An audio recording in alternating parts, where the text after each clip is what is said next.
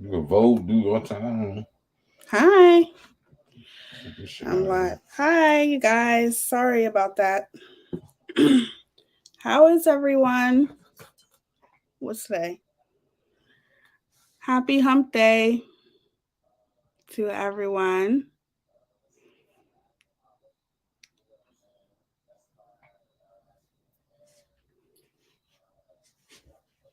I'm reading. Hey, Victoria. Hey, Phoenix. Sorry, you guys. I had to go back. I had to keep going back out, coming back in, um, because for some reason my audio wasn't jumping for some reason. So it caught me off guard. But I hope everyone's having a good Wednesday. Stranger Clegan, Keith, the best mama bear, Brenda, Goose, Queen Bee, Chronically B Queen B, Bryson's Lab, Tinkerbell's mom, aka Emily, Mingo, Rianne, how are you? Little Miss Kim 65, always good to see you. A spoonful of sugar. Shella, I hate peas. Hot Wheels Sue. Hey Steve. Hey Bryson's Lab. Darkly Dawn. Tammy. How is everyone? Pink Star. Koala Lover. Queen Mick. Christy S. Chella. The best mama bear. How are you guys today? I hope everybody's having a good day. And welcome to the series about Without a Crystal Ball and pretty much her versus every creator on YouTube, which we know that she is a very problematic. I need to fix my light. She's a very problematic creator. People cover her every single day, and I wanted to turn this into a series just to show um, more or less the reality of how problematic she really is. Right? She has definitely had her fair share of and still continues to screw people over and all of that stuff. And these are my opinions, but I wanted to show, uh, all of the creators that she's gotten into it with over the years throughout her YouTube career or whatever you want to call it. So, and I do think that I'm glad that I'm doing this because I think it's something that a lot of people need to see. There are a lot of new people who don't know or have any idea of how problematic she really is. So I'm glad that we are doing this. She's number one on Grifties. I heard that. You guys are awesome. You guys voted. I think everybody literally voted um, more than once a day. So I think that's cool that she's number one. I didn't even look yet. Hold on, I'm gonna look.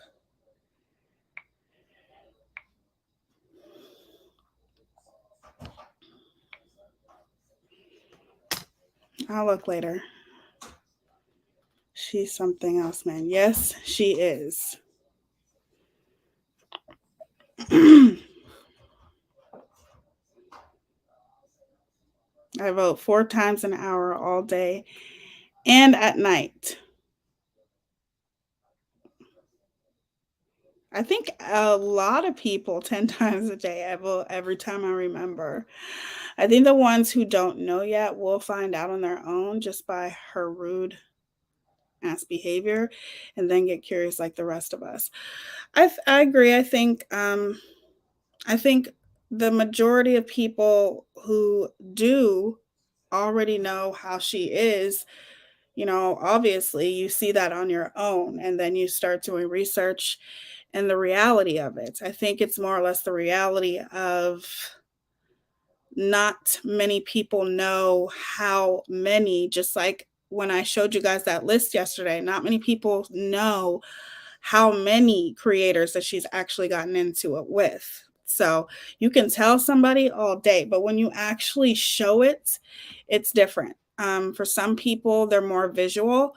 So that's why I think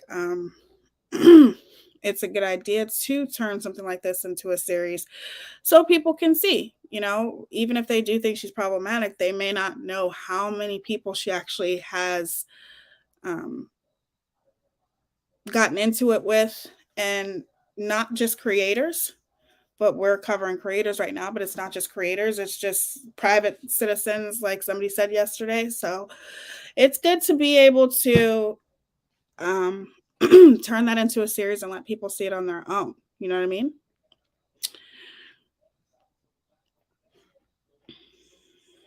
Her being at the top of the list was the best early birthday, September 27th present ever. Oh, happy early birthday, sweetheart. J. Marie. Thank you, Stranger Clegan. All right, so let's get started. So where we left off was we were talking about LB. And we were finishing up talking about her, but I want to finish up where we left off. And I do know exactly where we left off. And it is awesome with LB because everything that's happened between Without a Crystal Ball and LB is documented. She has her whole experience with Without a Crystal Ball literally on her channel. All you have to do is go on her channel and you can see everything. The live streams that I showed is not even half of it. Like, she has so many live streams just talking about her interaction and her experience with Without a Crystal Ball. And I think it's really cool. So that she has documented it for people to actually see, So I'm going to pull that up really quickly. So 1 second here.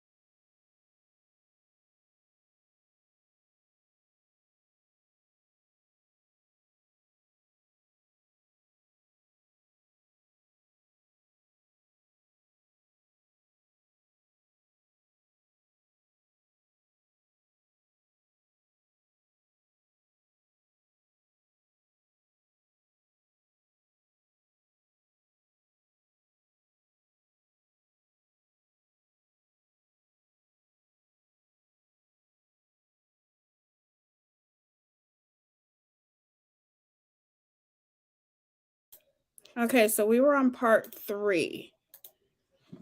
I'm going to share my screen here.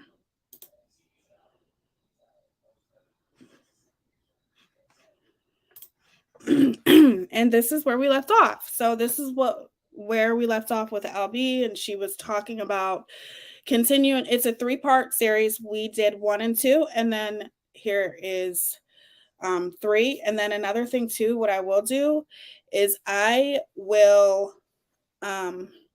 put that down in the description like I always do. I'll put it down in the description, the parts, so you guys can go also look and watch for yourself too.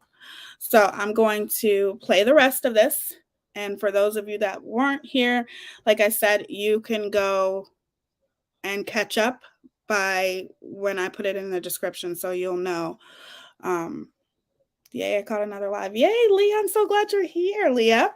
Okay, so let's press play. I'm going to rewind it just a little bit and then go live and put this out there. I want to be able to watch so I can do something on my channel as well.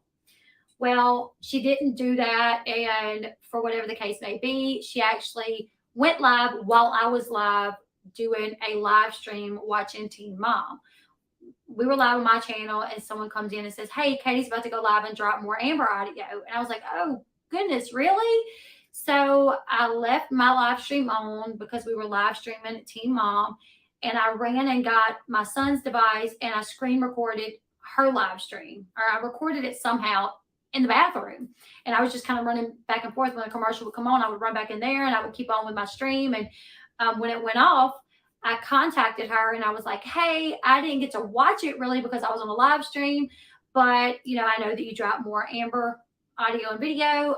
Can I use this to make a video myself? And she told me no. And if you guys.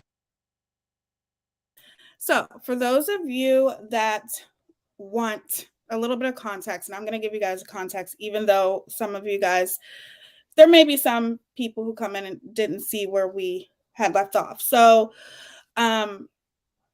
Without a Crystal Ball and LB, you know, they cover the same thing. They cover Teen Mom, which is one of the reasons why I think they cover reality TV, Teen Mom, the Housewives, all that. But I feel like they, at that time, this is when Katie used to cover Teen Mom a lot.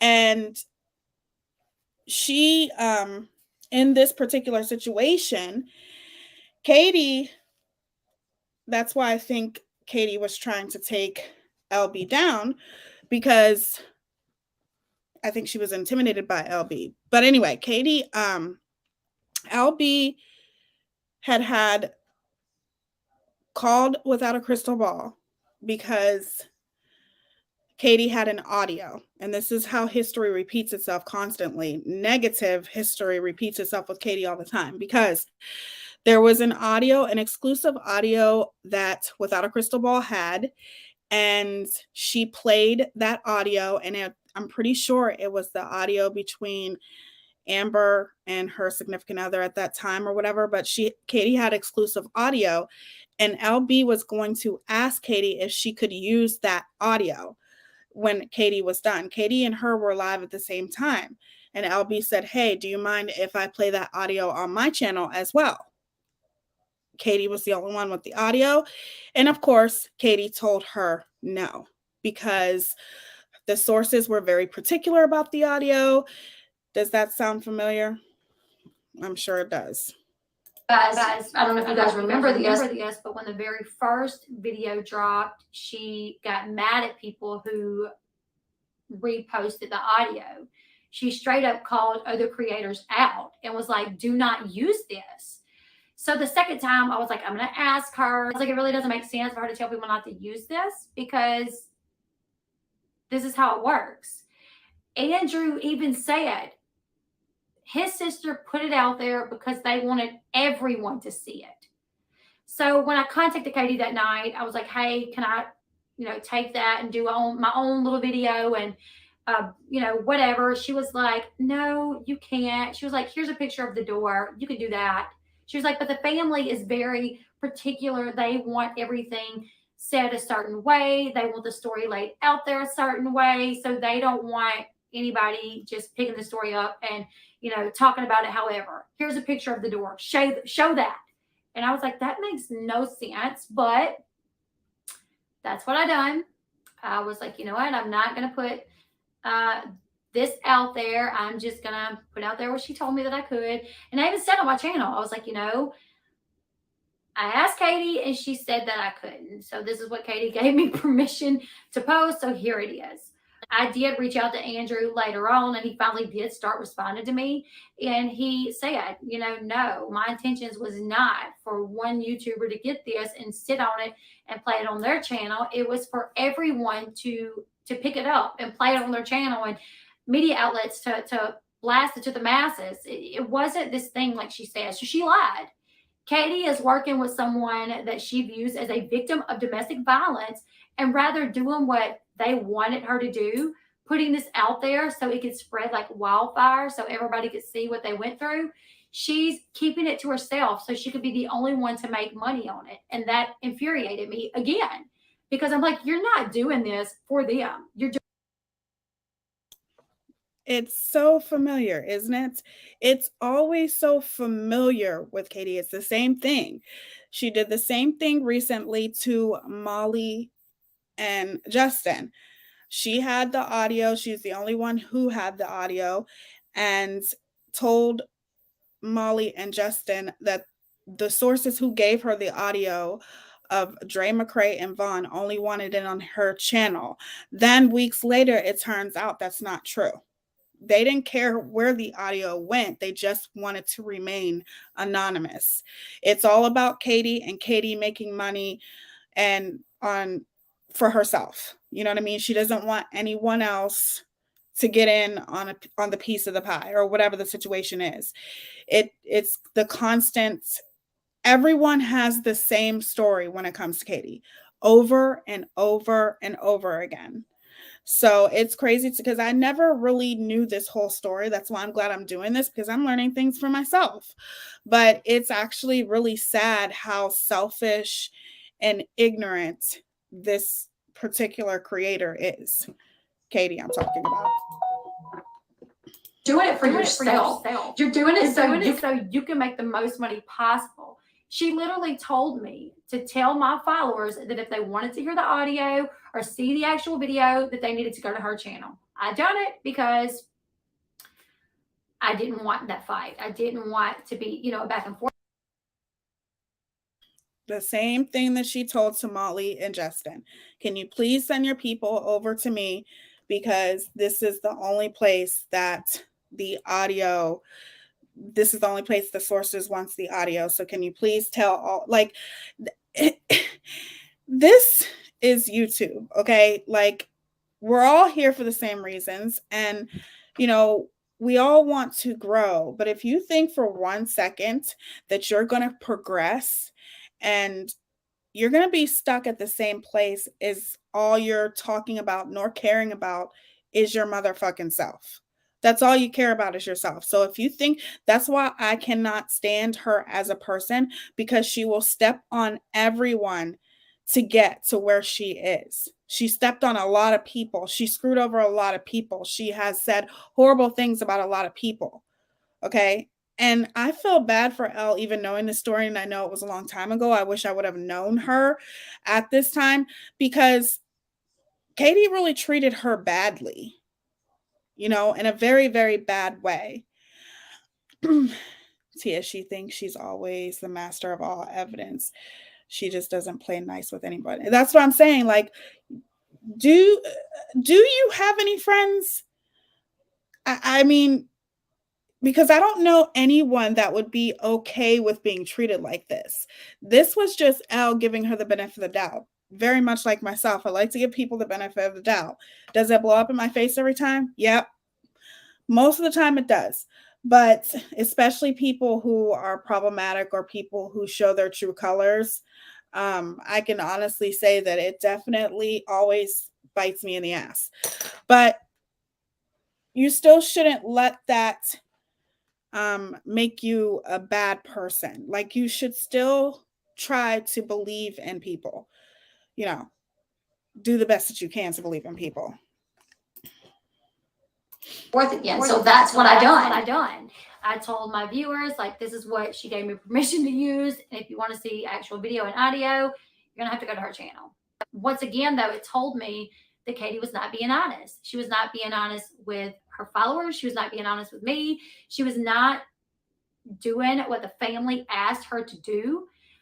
She likes to say that she did not make a lot of money. For a while, she would say the videos weren't monetized, but you guys can see right here, this is an ad in the video. You guys can look at the Social Blade and see that literally, I kid you not, Katie's Social Blade went from like an estimated, I think it was like $1,600 that month to $10K after that audio went out. So when Amber went on the live stream and said, you made $10K off my name, she wasn't joking. I mean, that was pretty much what it was. And after Amber said that, Katie jumped on a stream. Those videos weren't monetized. I didn't make that much money, but she did. I mean, Katie even told me that because of the Amber Portwood situation, she was able to buy a new living room suit. And for one to be an advocate for domestic violence, abused women, or whatever you want to call it, she thought it was kind of funny that she made all that money off someone being abused. Thanks, Amber. I personally feel like if you really are someone that is an advocate for domestic violence, you're not going to be gleeing over the fact their DV situation gave you enough money to buy a new living room set. Like, while obviously, like, you put the work into it, okay, you made the money, you can, like, I felt like saying, the hard work I put into that, I did make a lot of money, and I am able to, take care of my family better. I'm able to buy a new living room set, and that's nice. But the way thanks, Amber, for the new living room set, it did not sit well with me. Did not sit well with me at all. So I'm going to cut this video short. It's 28 minutes long. I've kind of went into a lot. I kind of went over a long stretch of stuff in like 28 minutes. During this time, me and her made amends twice. Yeah, twice before we split ways again. But these are the reasonings why we split ways. I saw all the lies. Everything that I feel like you guys have seen now, I was seeing way back then, and a lot of it was behind the scenes, and I was too scared to say something.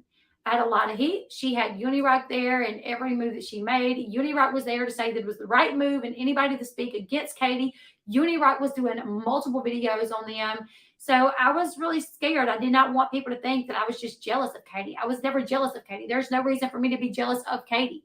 I would never want to be in Katie's situation, in her shoes, regardless of how much money she's making.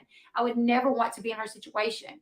What bothered me was the fact that she was lying to our viewers. And I knew she was lying to our viewers. What bothered me is she was trying to control the way I handle my channel. God forbid I go on my channel and I cover a story that the Ashley was based off the Ashley. Katie would be quick to say, the Ashley doesn't know what they're talking about. You're wrong. Everything that you said was wrong. That actually happened. That literally actually happened when Amber Portwood got the custody agreement. And it had all the stipulations on, you got to do this, you got to do that. I went live because the Ashley actually had court documents in hand. I speak to the lady over the Ashley through Facebook. I've reached out to her several times. She's always responded to me. So when news broke that they had a custody agreement and this was the custody agreement, I reached out to the Ashley and I was like, hey, like, do you have this information? She's like, yes, I have it in hand. This is what it is. So I went live and done a video on it. Katie, before I could get off the live, Katie messaged me and told me that I was wrong and that the Ashley was wrong and that she knew. She was like, I know, trust me. She was like, the information that the Ashley has given you is wrong. You don't need to trust her. She's wrong all the time. And I literally said, I don't ever know of the Ashley ever being wrong. And the Ashley has contacts in Marion County Courthouse. She was like, I don't care. She's wrong. You need to retract that. Everybody's going to be mad because you're putting out false information. Only for the very next day, Katie to go live with the same exact story. Same exact story, the same exact stipulations, every day. Katie to go live with the same exact story. Same exact story, the same exact stipulations. Everything was exact. So I just didn't understand. Like, I just didn't sit well with this because I felt like it was always, like, in her eyes, I feel like it was a competition between me and her. And I didn't understand why it needed to be. So I just, once again, for the last time, I just wanted to break away from that and just be like, we're not friends, you guys. I don't support what she does because I know that she's, in my opinion, is not a good person. In my opinion, she has lied to you guys a lot. I just don't want to be associated with that, you know? So yeah, this is my part 3, you guys. I hope I've showed you guys a lot of the reasoning and why I never could keep that friendship with Katie. There was always things that would come up to where me being who I am, I just couldn't, you know, I'd be like, I can't be friends with someone that does that. I can't be friends with someone that thinks that way. I can't be friends with someone that's going to treat me that way. I just can't. And I hope you guys understand that. There will be a part 4 into this because I have a lot of stuff that I want to show you guys in regards to Katie and the situation with Katie. So make sure you like this video, give it a thumbs up. If you have not subscribed to the channel yet and you like my content, what are you waiting for? Hit that subscribe button. And until next time, I'll see you guys later. Goodbye, everyone. What a sweetheart she is. She just seems like a very genuine person. You know, I don't know her, but she does seem very genuine. And from keeping up with this whole entire thing, it just seems to me that Katie was very jealous of LB. And I feel like the reason why Katie did the things that she did and tried to control LB's channel is because they were both covering the same thing. And she was jealous. She didn't want LB to have the views. She wanted to be the one to take all the views from LB. She wanted to be the one to have the exclusives. It sounds so familiar. The same thing continuously is done no matter what. It's always history repeating itself over and over and over again with Katie. So I think that's one of the things that I will always, and I feel like I always want to bring attention to it, and people should always recognize that from Katie, is that I don't see her ever changing. I just don't. I see her, in my opinion, just getting worse and worse and worse. So that's just my opinion about that. I feel like she was very jealous of LB. She wanted to control the narrative with LB. I feel like she wanted to control LB's channel to stop her from progressing, to stop LB from passing her up. But see, the thing is with LB is obviously nothing like Katie. She's nothing like Katie. So LB is doing this the right way. She is doing her content. She's not trying to step on people to get to where she is. So she will progress, and people who do this the right way without trying to step on people, without trying to bring people down, take control of their channel, to steal the airwave and, control the narrative on their channel, all of those types of things.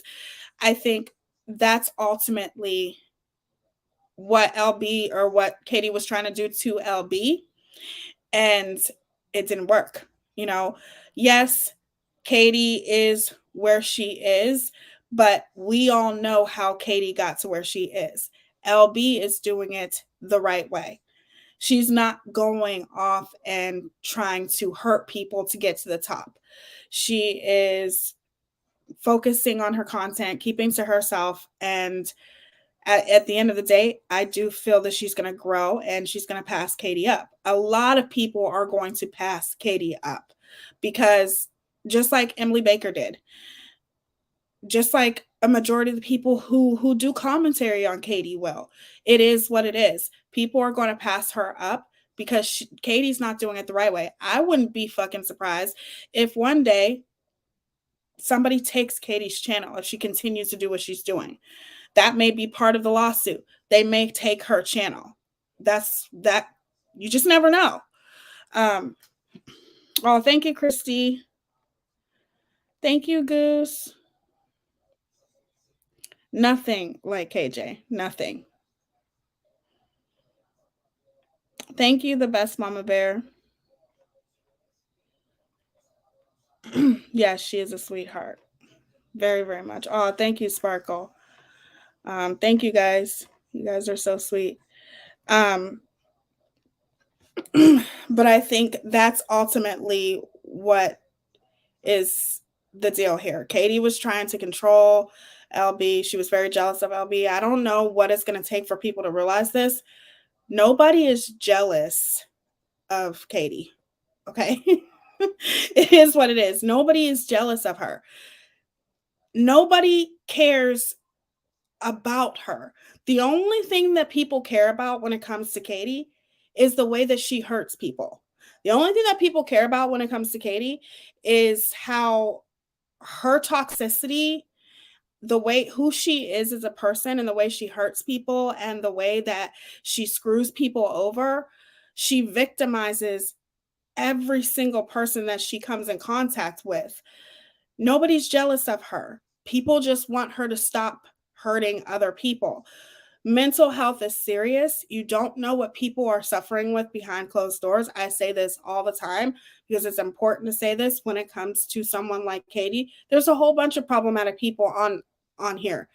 There's a whole bunch of problematic people, but at the end of the day, nobody wants to see anybody get hurt. And Katie is hurting people. And one day you just never know what that's going to turn into. But nobody's jealous of her. If she was doing what LB was doing and creating content and not walking around hurting people and trying to use other people to do it. Oh, thank you, Leo. It says, thank you for giving us all facts in such a fair and respectful way. I don't understand how anyone can believe anything that KJ says. How can anyone still be that blind? Much love. Thank you so much, Leah. I appreciate you. And thank you for the super chat. That means a lot to me. Thank you, thank you, thank you so much. The one thing that I just will say is that I think Katie thinks, I have so many haters, blah, blah. No, you don't have haters, sweetheart. That's not what it is. You have people who have watched you be so problematic for so long, and they're just tired of it. They're just tired of it. They don't want to see it anymore. They don't want to see you hurt and continuously hurt people over and over and over again, because like I said, you just don't know what that can turn into. So Teaya could get in trouble for folks pushing the idea of taking down another creator's TOS rules. Thank you, Kara. Who's talking about that, honey? Nobody's trying to take down any other creators. That's not what I'm trying to do.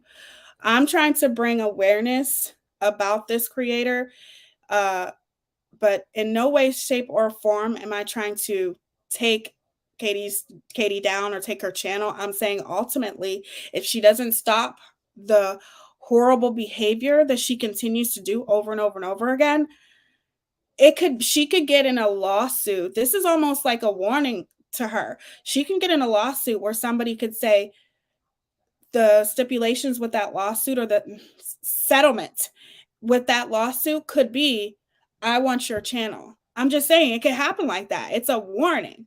Okay. Welcome to the Glam Fam, you guys. I think you guys are already members, aren't you? Welcome, Pugs and Coffee and Leo Griggs. Welcome. Thank you for becoming members. Again, I'm pretty sure, but I could be wrong. KJ is taking herself down with her own actions. Exactly. Nobody else needs to do that. She's going to do that herself. I don't need to take her down. She's going to do that herself. What I'm saying is that could be a part of a settlement. Tia is very careful with what she talks about. She's just warning people and educating people on KJ's problematic behavior. I think, hold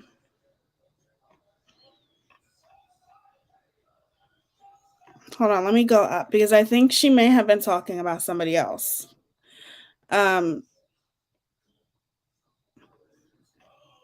But I'm not sure.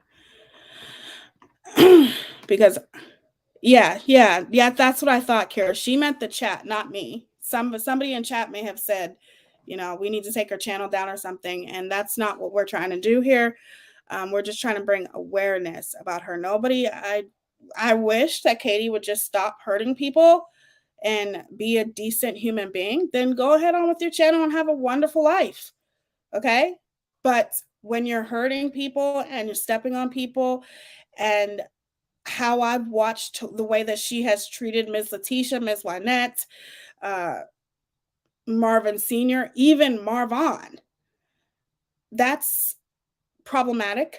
It's toxic. It's horrible. And I'm going to continue to call her out on it. But if she stopped acting the way she did, there wouldn't be any problems now, would there? That's what I thought. That's what I thought, Pugs and Coffee. Me too. All of this, poor Miss Letitia, because of a phone call. Exactly. All it was she just didn't want anything to do with Katie. Yes. Marvon's life matter, and that's another thing too, before I move on. How do you care about domestic violence if you would do something like that? If you would exploit something like that? Like, you're not that I don't know. You're not passionate nor an advocate with domestic violence if you can sit there and exploit it and make money off of it. That's just my opinion. Thank you so much, Missy, for the super chat. Love you all. God bless us all. Thank you. Thank you so much for being here. Thank you for the super chat. I appreciate it. You're so sweet.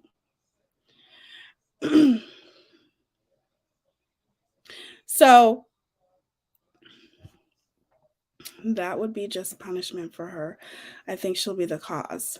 What she's done to Marvon and his family is the worst. Yes. And that is what made me, like I said, look at her in a whole new perspective, because I feel like this was a brand new low for her. And as many times as she tried to change the narrative, and it even came to a point where she was attacking Marvon. You're not an advocate for, you're not an advocate, nor do you care about domestic, the V word. You don't care about that. If you would exploit that and use it to your advantage just to make money, you know what I mean? You're supposed to be bringing awareness to that. You're not supposed to be exploiting it. She's exploitative. She's just everything wrong when it comes to YouTube creators. And is there more out there? Yes, but I'm not gonna lie and say that I haven't. To me, she's the worst of the worst. Okay, that's all I can say. Thank you for the super chat, Heather. It says, Katie always has the right, and if someone challenges that, she will intentionally try to harm them, and she's going to go too far, and someone is going to get hurt. That's the main issue here. That's the main issue. That's why I feel like most creators continue to bring awareness about her, because like I said, I know there's a huge stigma around mental health, but at the end of the day, mental health is real, and there are people who are suffering with mental health, including myself. So many people suffer with it. And when you are constantly hurting people, you just don't know what happens when you hurt the wrong person. It's scary. It's very scary. And I think she's dangerous. That even goes with Ms. Letitia. You don't know the mental state that Ms. Letitia was in when you were constantly attacking her the way that you were. You don't know the mental state that Ms. Wynette was in. They were already in a vulnerable position already. And she just continuously, relentlessly attacked them. It just shows you. And they're private citizens. They're not creators. So that shows you right there what she's capable of, you guys. She don't give a fuck about anyone else but herself. And I'm sorry, you can't do that. You can't do that here on the internet. Yes, you can do whatever the hell you want to do. But in the same sense, there's consequences for your actions always. Always. Okay, so far we have talked about BX Beast Boy. We did this in part 1, and I'm going to list that too, of all the people we talked about. BX Beast Boy, Sherelle's World, LB, and then today we are going to talk about Steve. So Steve is a creator here on YouTube that has a past with Katie as well. Like I said, it's not going to be very, very long, but he has a past with Katie as well. And he goes way, way back with Katie. I'm talking about from, I think, before Katie was even a creator here on YouTube. He, if I'm not mistaken, and you correct me if I'm wrong, Steve, but he used to work with Katie, if I'm not mistaken, on a show. So Steve is a creator here on YouTube, And that's why obviously he's included, because it is Katie versus every creator here on YouTube. So these are all the creators that she has gotten into it with in some way, shape, or form. Now, I don't think there is any new update yet. If there is, though, I will let you guys know for sure. So I remember hearing about Steve a long time ago. When I first started talking about Katie, and this was a couple years ago, of everything that the two of them have went through in the past. And I don't know everything. I don't know the whole story between them two. But like I said, this is Katie versus creators, and the creators that she has hurt in some way, shape, or form, used in some way, shape, or form,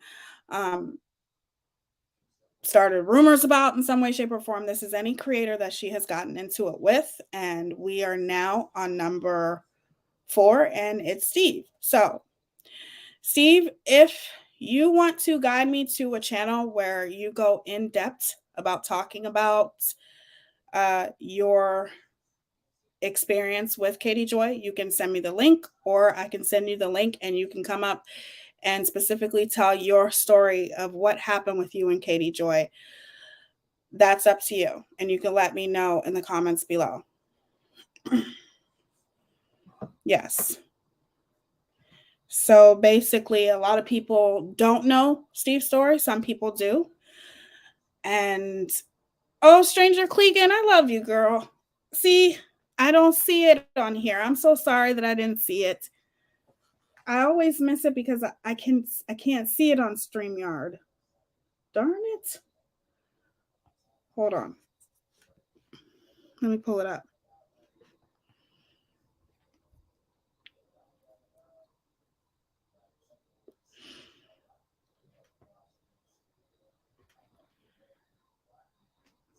Oh my goodness. Thank you so much, Stranger Clegan. And thank you, Rianne. You guys are so amazing. Thank you, guys. I love you guys. I'm feeling the love, y'all. You guys are amazing. I'm very, very humbled and blessed. Very, very blessed. So,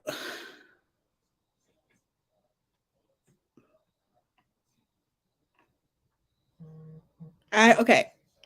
I will send you the link. And I want to know your story with Katie Joy and your experience with her. I will send you the link on Twitter. Sometimes I can't check my messages, you guys.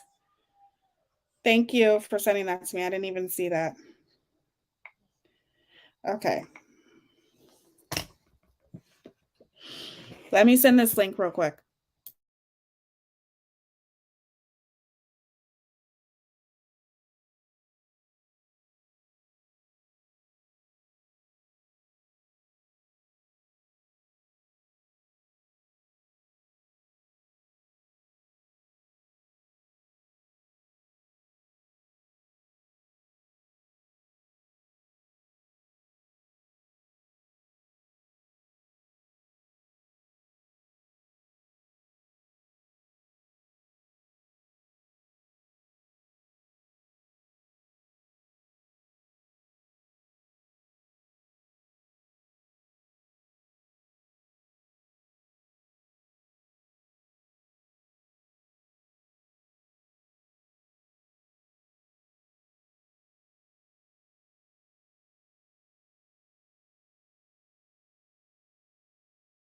Okay. So some of you guys know the story. Shit.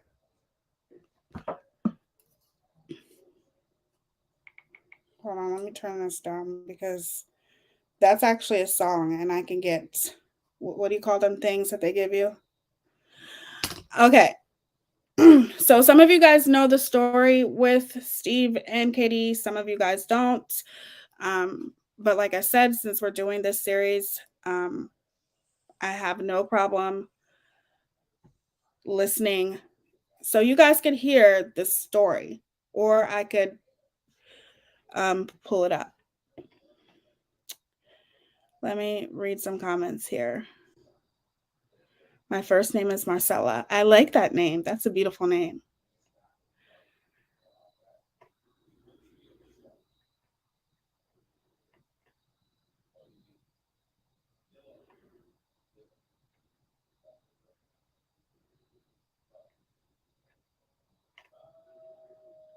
Okay.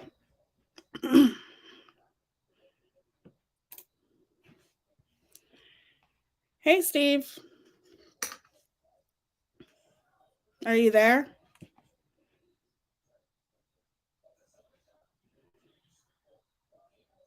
I can't hear you.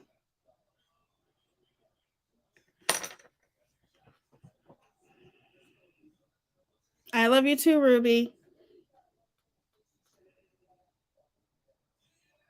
Yeah, I can't couldn't hear you.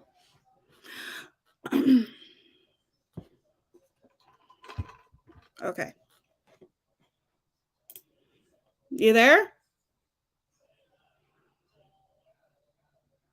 Let me see here. No, your audio, you're not muted or anything, Steve. Hold on, let me check the private chat. Well, you're not muted, Steve. So hold on, let me see something real quick.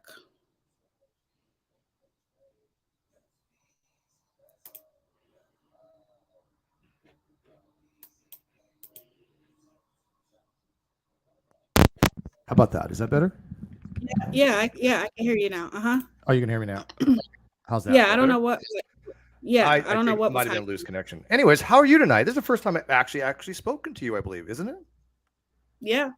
Yeah. How are you? So I'm doing well. I'm first of all, great series you've done. I mean, seriously, I really do appreciate content creators to take the time to make sure that what they're putting out is as correct as possible. I mean, granted, nobody gets everything right, but you seem like you really do want to get the correct information out. And that to me is a hallmark of a good commentator person. So huge props to you for that. Well, thank you. I want to hear your story of your experience with Katie, not what's happening right now, not yet. That will carry over until tomorrow. What I want to know is how it started with you and Katie from the beginning. Sure. I had I still have a channel. It's called the Non Sequitur Show, and it was gaining a lot of traction on YouTube. It was fast becoming the go-to place to go to listen to all these conversations with very prominent people. Every one of our guests had Wikipedia articles, and so during the run of the show, first season, my partner at the time, Kyle Curtis, decided to invite her onto the show as a guest to talk about what was called Jilly Juice at the time. She basically became friends with Kyle, and they decided to start a side project. It was called the Smoking Nun. During that time period, Kyle and I were having some issues. He decided to not pay me, which was he owed me about $30,000 for the show. We were making about $6,000 a month. It was doing very well. And so when he decided to basically remove me and the producer, who was named Dave Fulton, from the show, she decided to basically get on board with him and started fabricating these narratives about me, saying that I had committed fraud, medical fraud, Social Security fraud, which I've never collected, disability fraud, which I've never collected. And the most egregious one of all is that she had claimed me of sexual harassment, that prior to a show, which later became during a show, after a show, on a phone call at like 6 different iterations, that I was sexually harassing her, and she had basically sued me. She didn't go all the way, but she did basically send us a full complaint about unwanted come-ons, is what she said, after I sued her. By the way, this was a response to my lawsuit to her. And so come to find out, of course, none of this ever happened. She had no evidence for any of this. It was just basically she wanted leverage in order to have something against my lawsuit. So she basically made up in a lawsuit that I had all these unwanted come-ons to her, which is just gross. I mean, the thought of that just nauseates me. And so I wrote a blog when this all happened. It was called My Truth, My Story. and it was basically actually it's called My Truth, My Story, and being hashtag Me Too by vlogger Katie Joy Paulson. And if anybody really wants to know the story, that's the blog to go to. And it's funny, Teaya, because she had complained in her lawsuit against me that I was doing this for views and clicks and money, right? Because there's a fun fact about Katie. She projects everything, right? Narcissists project. And that's one of the things I'm going to be talking about tonight on my stream. I'm going to talk about narcissism and specifically Katie. And it's going to be about projection and things of that nature, because you know how much I made off my blog? Take a wild guess. 0? A little bit more, but it was $22. Okay. $22 what I made that month. And she had actually said that I had done that story, which has almost pushing like 10,000 views already. That I did that in order to make money and clicks and views, even though it was literally for $22. I've been saying for a year now how this lady has lied about me, how she's lied about numerous content creators. And I got very little traction out of it until she started doing it to other people. Then other people said, maybe there's something problematic about this YouTuber. Maybe we need to start paying attention. But it was long after the fact that she started doing this to how many people now? I mean, you have a list of names. I have longer, by the way. Yeah. So if you have enough content for 5 years just on her alone on that. But you know, what she's doing now to like the Tisha and all that to me is even more morally egregious than what she did to me, because she's slamming a veteran. I mean, a family of a veteran. I'm a veteran, and I take that very seriously and very personally. And and I'm a mama's boy. I love my mama. So I mean, that's two things that I just take extremely personal, that what she's doing to that family, which is going on now. I know you don't want to talk about too much now, but it is going on now, and I wish it hadn't. So, but that's the start of that, of how my interaction with Katie. She took you to court. I sued her first. But before that even happened, Katie decided to do something really, really stupid.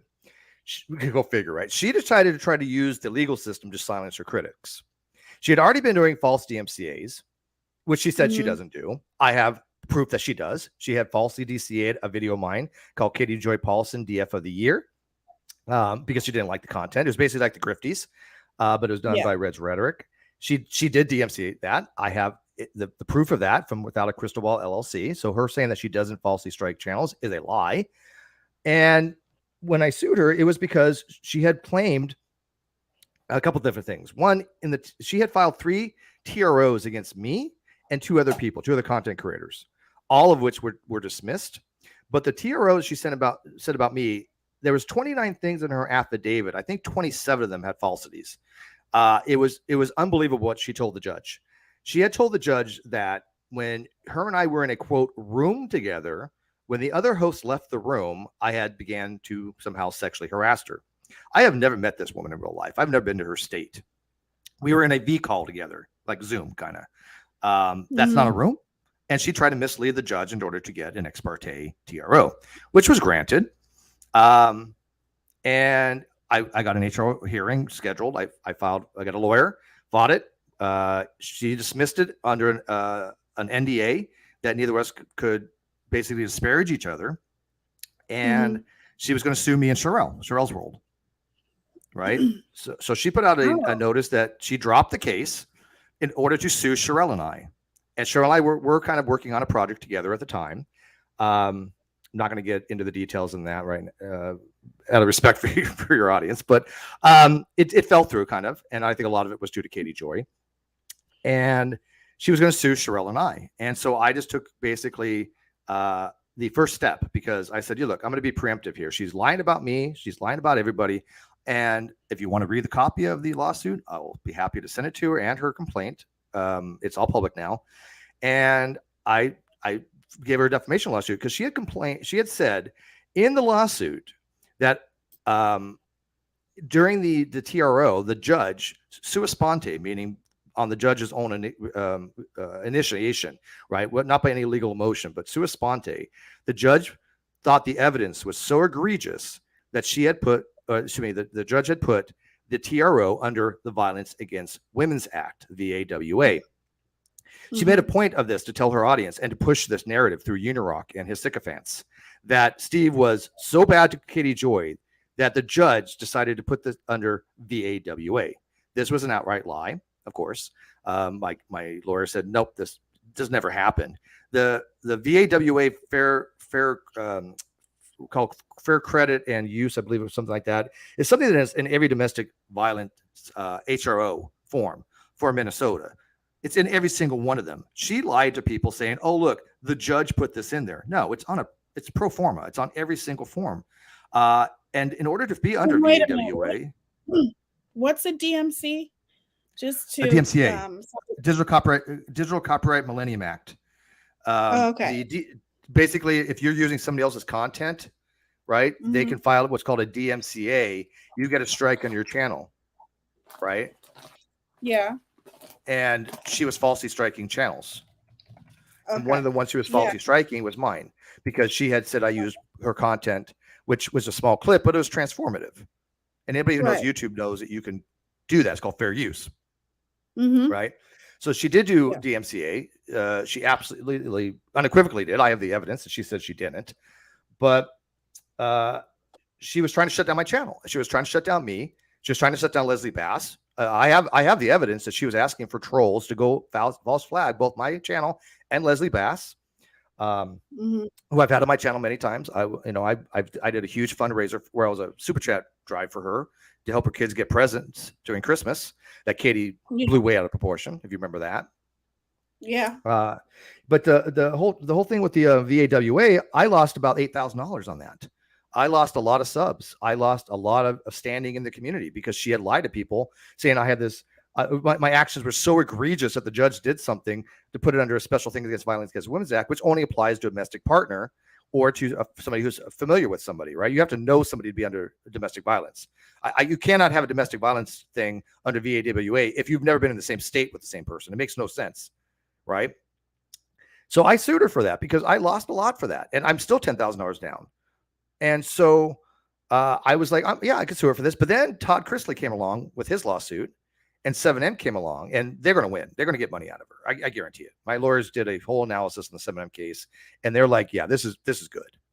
So I wasn't able to file, unfortunately. I lost, I'm still down at least $5,000. But it was worth it to me to help expose her that this is what she does. She makes stuff up. She even accused me of falsely making screenshots. That never happened, even in her lawsuit. So I'm trying to let people know this is something she's done to multiple creators, not just one. Oh, and by the way, I love your. Can I put a shout out to Goose real quick? I love Goose. She's an amazing mod. But she says, as a survivor of DV, that makes me really mad. It should make you mad. It should make every person that has ever been around or knows anything about domestic violence mad that she misused not just the Me Too movement to try to say I falsely sexually harassed her, which is insane, but she tried to say that I was so egregious what I said, did by making 30 videos about her, which she's made 600 about Duggars. It was so egregious. And she absolutely lied in her affidavit that the judge said, oh my God, this is so bad. I got to put Steve McRae under the Violence Against Women's Act when I've never met the woman. So yeah, I think everybody has a right to be offended by that. Every woman in the world, every male. I mean, men could be just as much in domestic abuse situations. So it's nice to get that out by the way, Teaya. Thank you. You're welcome. What is this? Sorry, I'm talking to my fiance. So if anybody has questions, you can leave them.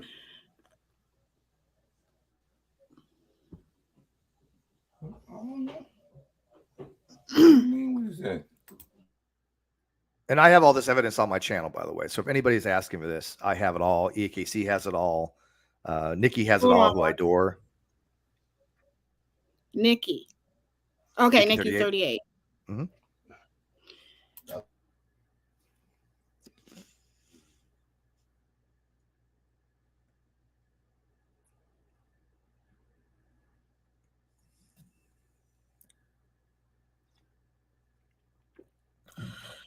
Anyways, so basically, you're saying that she tried to sue you. Correct. And Sherelle. That was the reason why she dropped the the HRO, which is odd. I mean, in her HRO, she said she was so in fear of her life from me, that even in her lawsuit, I apparently needed to pay for her moving cost. She was going to move and relocate because of me, which is bizarre. I'm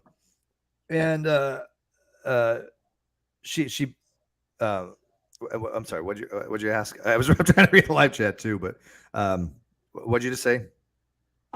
About the lawsuit? She was going to sue me. Yeah, me and Sherelle. Yeah, she was going to sue both of us. So riddle me this, Teaya. If you were scared of your life for somebody, would you say, "Oh, look, I'm going to just put aside this HRO. I'm not even going to go to the hearing because her lawyer did not want her in front of that judge. I guarantee it." Would you drop that and say, "Oh, I'd rather sue them in civil court instead"? Was she if your suing safety you was for online? money? Yes, $50,000. And were you suing her? Yes. Weren't you just okay? But on what grounds could she sue you for $50,000? Who the hell knows? The funniest things, the three things that she wanted to sue on were this. One, she said in December of 2019, I fabricated screenshots relating to Leslie. Leslie absolutely knows that never happened. Okay. It never happened. I have all the evidence for that. That's already been put out publicly. People know that she lied about that. I have the entire history of almost the entire history of these particular screenshots in question. Second, she was saying that I released confidential information about our TRO situation, including, like her classified or not classified. Yeah. Confidential exhibits. But my lawyer said I could. My lawyer said, yeah, you came across them in the normal course of the lawsuit, the TRO, you can release them. So as a public figure, and she is a public figure, full on, yes, she would have to prove malice, which she can't do because my lawyer said I could, right? And the other thing she was suing for is that, what was the other thing? I don't remember the third thing. It was still stupid, but yeah, she was going to sue me on that, on those two silly little things, even though she had no evidence for either, obviously. None. Right. And you didn't, I got that wrong. You didn't work with her. Well, she was, yeah, I did in a little bit. She did 3 episodes with me on my own channel. Dave, I would just call him Bullinator because Bullinator was his professional title. He was my producer and a dear friend of mine. He passed away in December of 2019. And he had helped Katie to restart her channel.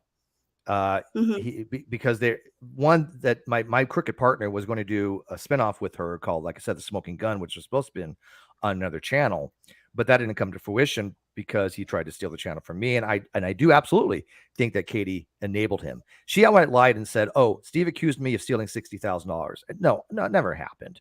I just think she emboldened him, so to speak, in some capacity, along with other people. I took him to court. I won. I got a confession of judgment for $115,000, which I'll never see probably, but I'm going to try. But I got the show back. I got the channel back. I'm still doing it probably every Friday, and but it's nowhere near as it used to be. But how could she accuse you of sexual harassment if you guys have never seen each other in person? So she's basically saying that, what's her accusation with that? Okay, so her accusation was this, and you're absolutely right. I mean, I think what happened was she was using something that experienced somebody else and just projected it onto me. Because I will tell you right now, what I'm about to tell you never happened. Never. Dave, who is always in the VMX call with us, said to her, "You're lying. I was in every call," because we were only in 3 shows together. It never happened. So what she accused me of, this is her idea of sexual harassment. Now, you've been around for a while, Teaya. I'm sure you know what constitutes sexual harassment in the workplace environment. First of all, this is not a workplace environment. It's YouTube. Second of all, there's no power dynamic. And third of all, I never said this to her. But she had said that I was talking about, and to be blunt, I was talking about my, quote, penis and my sexual prowess. I don't even do that with people I like, okay? It was so absurd that she was making these types of allegations that even I had to sit there and go, where the hell should she ever get this from? Now, people did talk about those things on the show, but it wasn't me. It was some other people that was involved as co-host with the show that would frequently do it with my partner, including her. She would say that all kinds of vile things to him, sexually speaking, on air. I mean, really, really like, detailed stuff that he was even made him uncomfortable. And then I think she just projected it onto me because I never said that to her. It just never happened. I will go to my deathbed absolutely saying she absolutely lied about that because she did. And I took it very personally. She just straight lied and said that well, I don't want to say the word, but she... P word, we call it now. Yeah, the P word. The P word. Okay. But so your audience know what it is. It's P word. Yeah.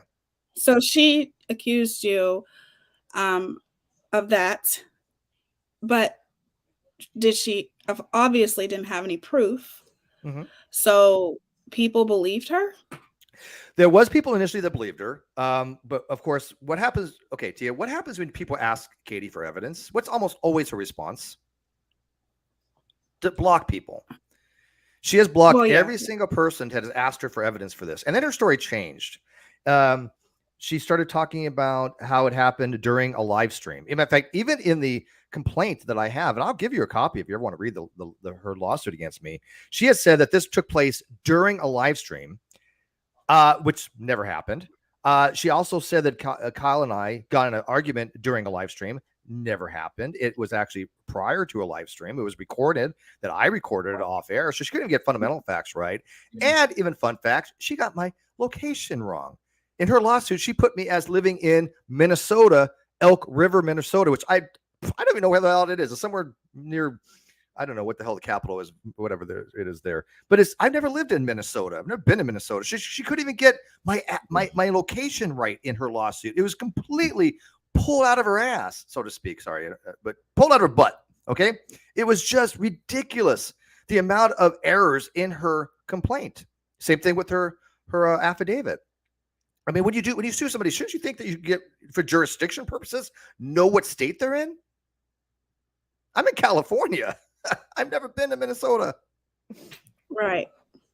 So yes, she lied about it. She literally just made it up. Yes. So basically, the ultimate thing is now, just to talk about now, what happened with you and her now in the present. Okay, so I wasn't able to reach my goal to finance my lawsuit. Unfortunately, it was going to cost a lot of money. They're very expensive, but I was willing to at least try. Like I said, I put in thousands of $1,000s of my own money to try to get justice. And again, this was before Todd Chrisley and 7M. Yes, I know they're lawyers. I might be involved in those situations. But I wasn't able to make it to go all the way because even to get to mediation, it would have cost another 10 grand. And I know how she is. She would draw it out. She'd draw it out. And so I figured it's easier and probably better to get my story involved in other lawsuits and get it out there. Because all I want people to know is that she lied about me and she lied about other people. That's it. And look into the details for themselves. I have a blog on this. It's 4 parts. It's 4 parts to it. But even the first part is self-explanatory. And so if one of your mods, or you can put it on the video description, again, it's not about views or anything else. I want people to read my blog. It's not about watching a video. It's not about donations. It's the blog tells in detail how this woman went out of her way to Me Too me, which I take extremely personal. Because that's a hard thing for a guy to fight. Yeah. When you get Me Too involved, when that was going on, I know exactly what you mean. And she relied on that. She knew that too. In fact, she had a tweet saying you should not disbelieve a woman because she says something's true. And then after she Me Too'd me, she's like, you should believe all women. And the reality is, all women need to be believed to be investigated. In other words, you shouldn't just blow off somebody because, reasons. It's like if a woman says this happened and it's sexually related, go investigate. But once you find out if they unequivocally lied, there needs to be justice and needs to be ramifications. I think the Johnny Depp trial really showed that you can't just, believe a woman, like there should be a thorough investigation regardless, just because you just never know. Amber Heard, look at all the things that she did, lied about 100%. With Johnny Depp, that's why I was really happy that he, let that trial be public, because it took away that whole stigma around men don't experience being wrongfully accused, because there are some men who do. There are some men who are wrongfully accused of that. And I do think that it's important to always understand, yes, you should always take into consideration what a woman says. However, that doesn't mean that the woman is always telling the truth. 100%. And I follow that case very closely. I don't know if you ever watched any of my stuff on it, but I was mortified by Amber. I mean, I felt for Donnie. I really honestly did, because I lived, not to the extent that he's obviously. I'm not comparing. Somebody's like, "Oh, Steve's comparing." No, but I know what it's like to be lied about by a woman and have thousands of people believe it, because they did. Now, most people aren't running it any longer. Only I think like 3 people are her diehard sycophants are still trying to push that narrative, because she has people pushing narratives. She pays people to push narratives. This is a fact. This is not just speculation. And so, yeah, she's still pushing it. But for the most part, people stopped asking her about it because they either got blocked or she would just deflect to something else, right? But I want people to ask questions, because I know there's no evidence for something that didn't happen. Mm-hmm. Now, she did apologize. Sorry, go ahead. No, go ahead. She apologized? She didn't apologize for that. She apologized at one time and made a video apologizing for falsely accusing me of fraud and Social Security fraud and medical fraud and disability fraud. But then I put that video on one of my alt channels, and she struck that. And then we sended everything and said, no, I never apologized. And then started running on the narrative that I committed fraud. And the fun fact was, my partner was found liable for fraud. He was actually found liable in court of law, the North Carolina Court of Law, for unfair and deceptive trade practices, breach of fiduciary duty, breach of contract, and what's called fraudulent conversion. So these are all things that people project, right? So she was projecting what this guy was doing onto me, because there was, in my confession, and his confession of judgment to me, he actually explicitly stated he had never had any evidence of any malfeasance that I did. And I knew this all along. And now everybody knows that part of the story. They knew I was telling the truth, but they seem to have forgotten what Katie's implications were and what Katie tried to do in order to defame me, in order to support my ex-partner on that.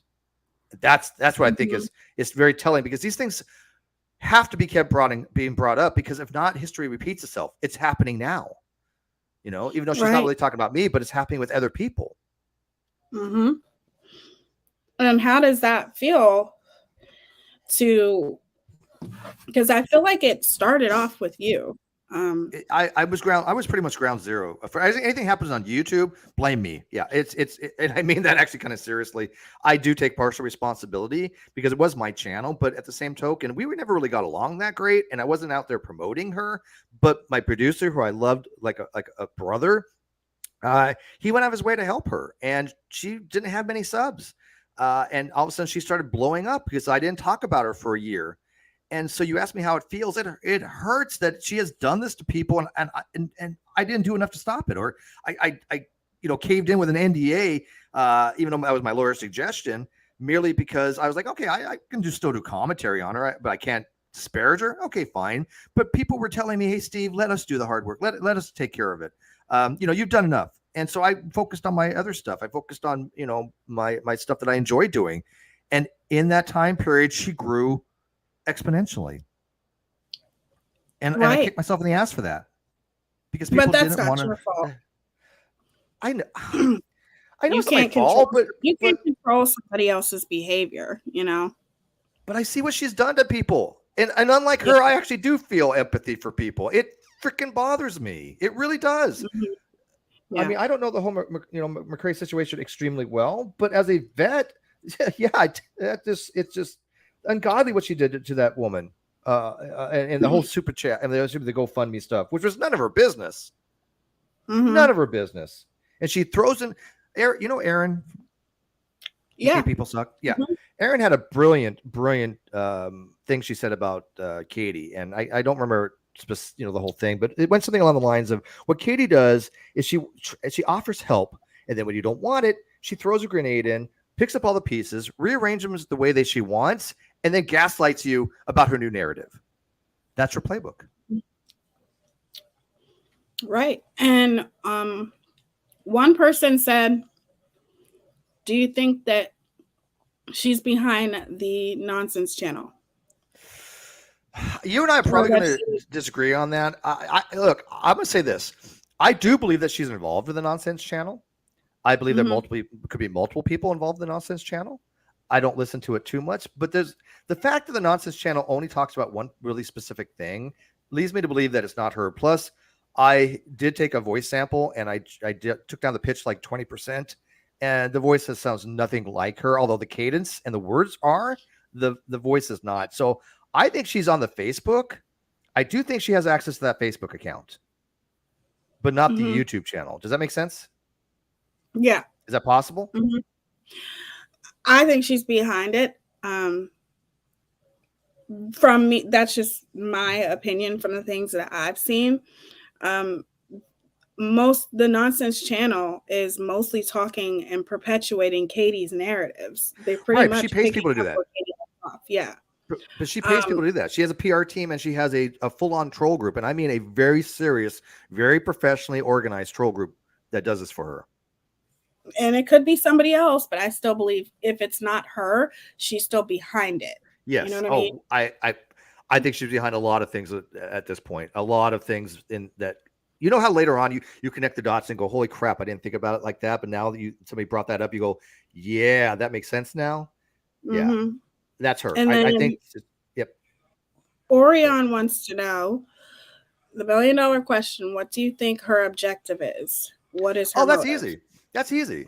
Look, I will tell you the secret on understanding Katie, and the people that have understood this will be able to understand everything she does. What her objective is Katie's out for Katie. Katie is absolutely, in my opinion, and I'm not a medical professional, but I think she has histrionic personality disorder, malignant narcissism, and she everything she does is advantageous to her.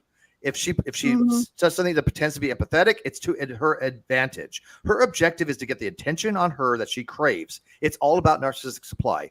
Once you've isolated that and realized that she's not some kind of person who's making bad decisions, she's a sociopath that cannot make good decisions. Same thing like Amber Heard. Amber Heard could not have done anything different, I don't think. Narcissists don't like to face reality about themselves. And like I said, that's exactly what I'll be talking about tonight, is what the things about narcissism. And I'm not even do a compare and contrast. I'm going to say, okay, let's compare about Katie to other people, even me. Let's look at the differences.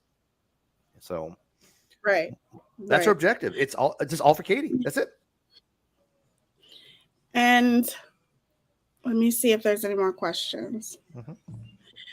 Well, I think one question I would ask you is, what do you think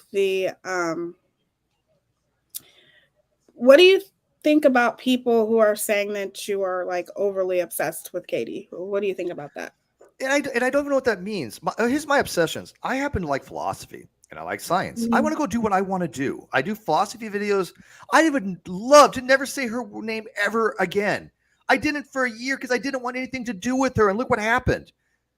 People forgot about what happened. People on your live chat may not even know about the Non Sequitur show, even though it was like mentioned in Forbes twice. I have 3 citations on Wikipedia. Even it was a big deal. It was a fun show. We enjoyed it. It really was good content. And yes, I'm still trying to make keep it going, but people don't remember what she did with that. So it has nothing to do with obsession. It's just the same thing you're doing. People need to remember the history, because what she's doing now, that needs to be remembered forever.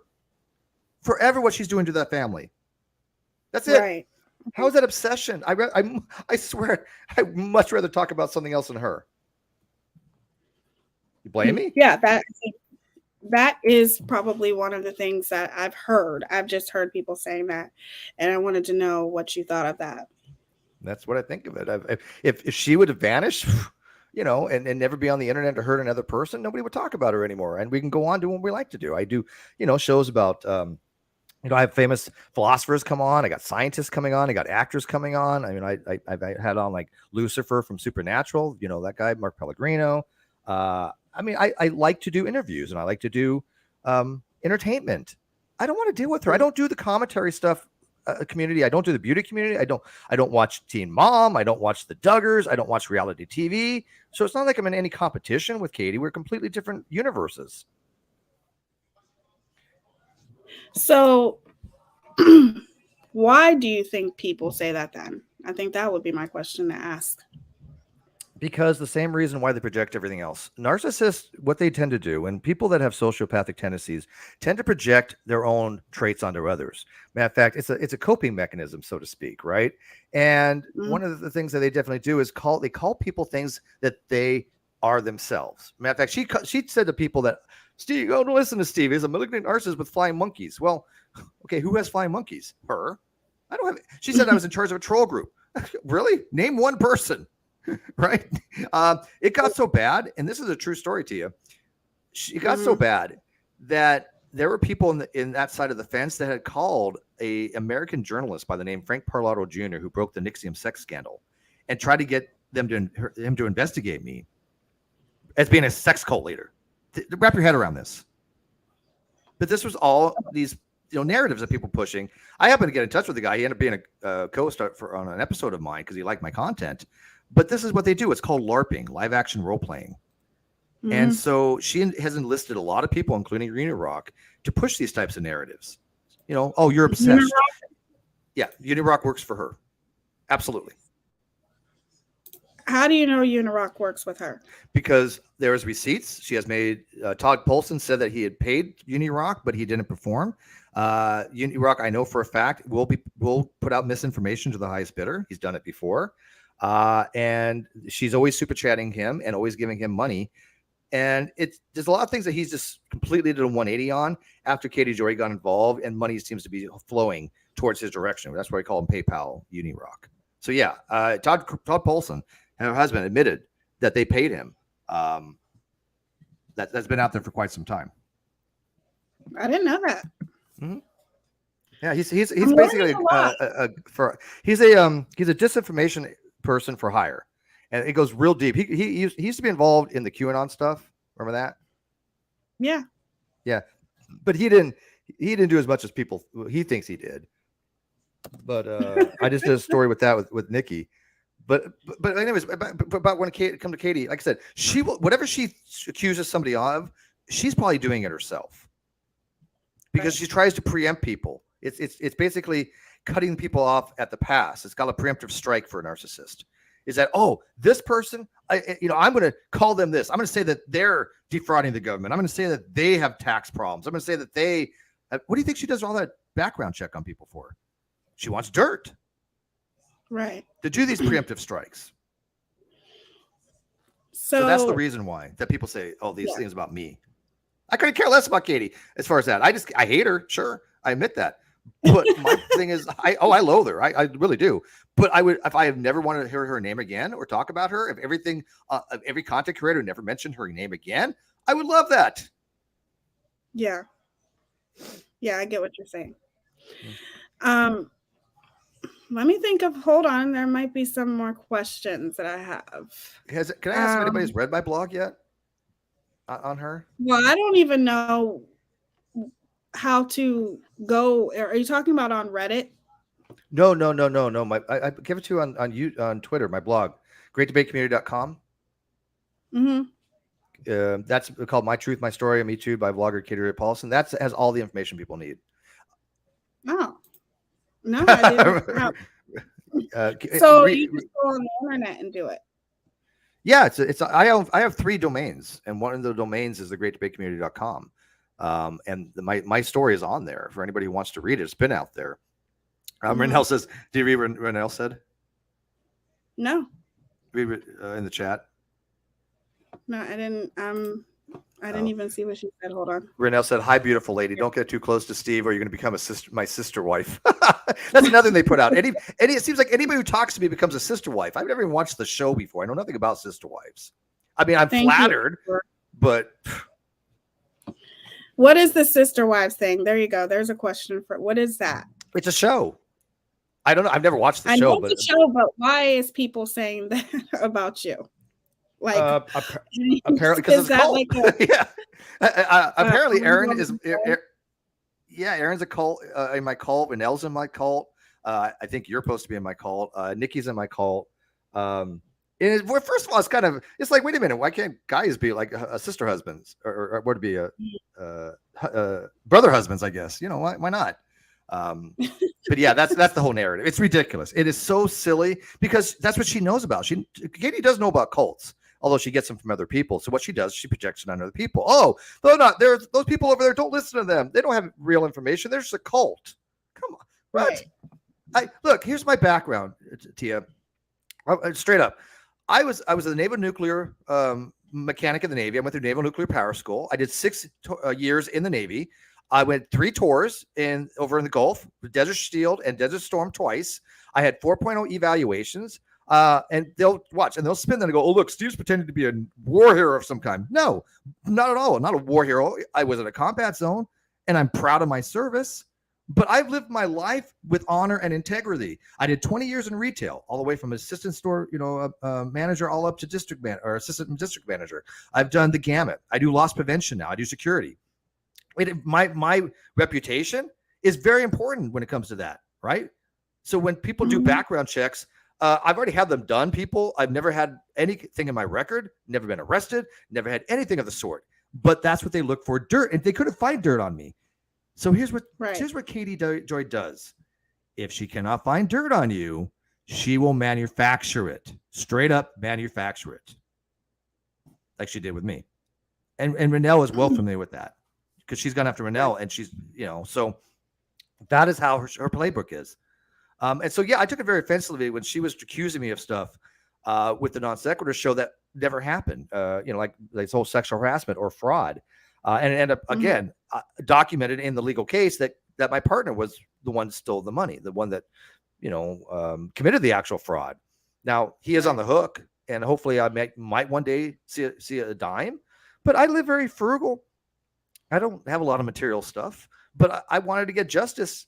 And so I did spend a lot of money trying to get that with her. And if people like my stuff, like I said, I just want them to like my stuff. And then, if they want to donate to the GoFundMe, that's great. But, there was no monetary reason for this. It wasn't to make money. It was to expose her as the dishonest person she was. But now we have TC and 7M. They're going to do a great job on that, because I'm very close to one of those cases. Very, very close to one of those cases. And thank you for your service too. You're welcome. So hold on, let me see if there's any more questions. Do you see in the Twitter my blog that I sent you? No.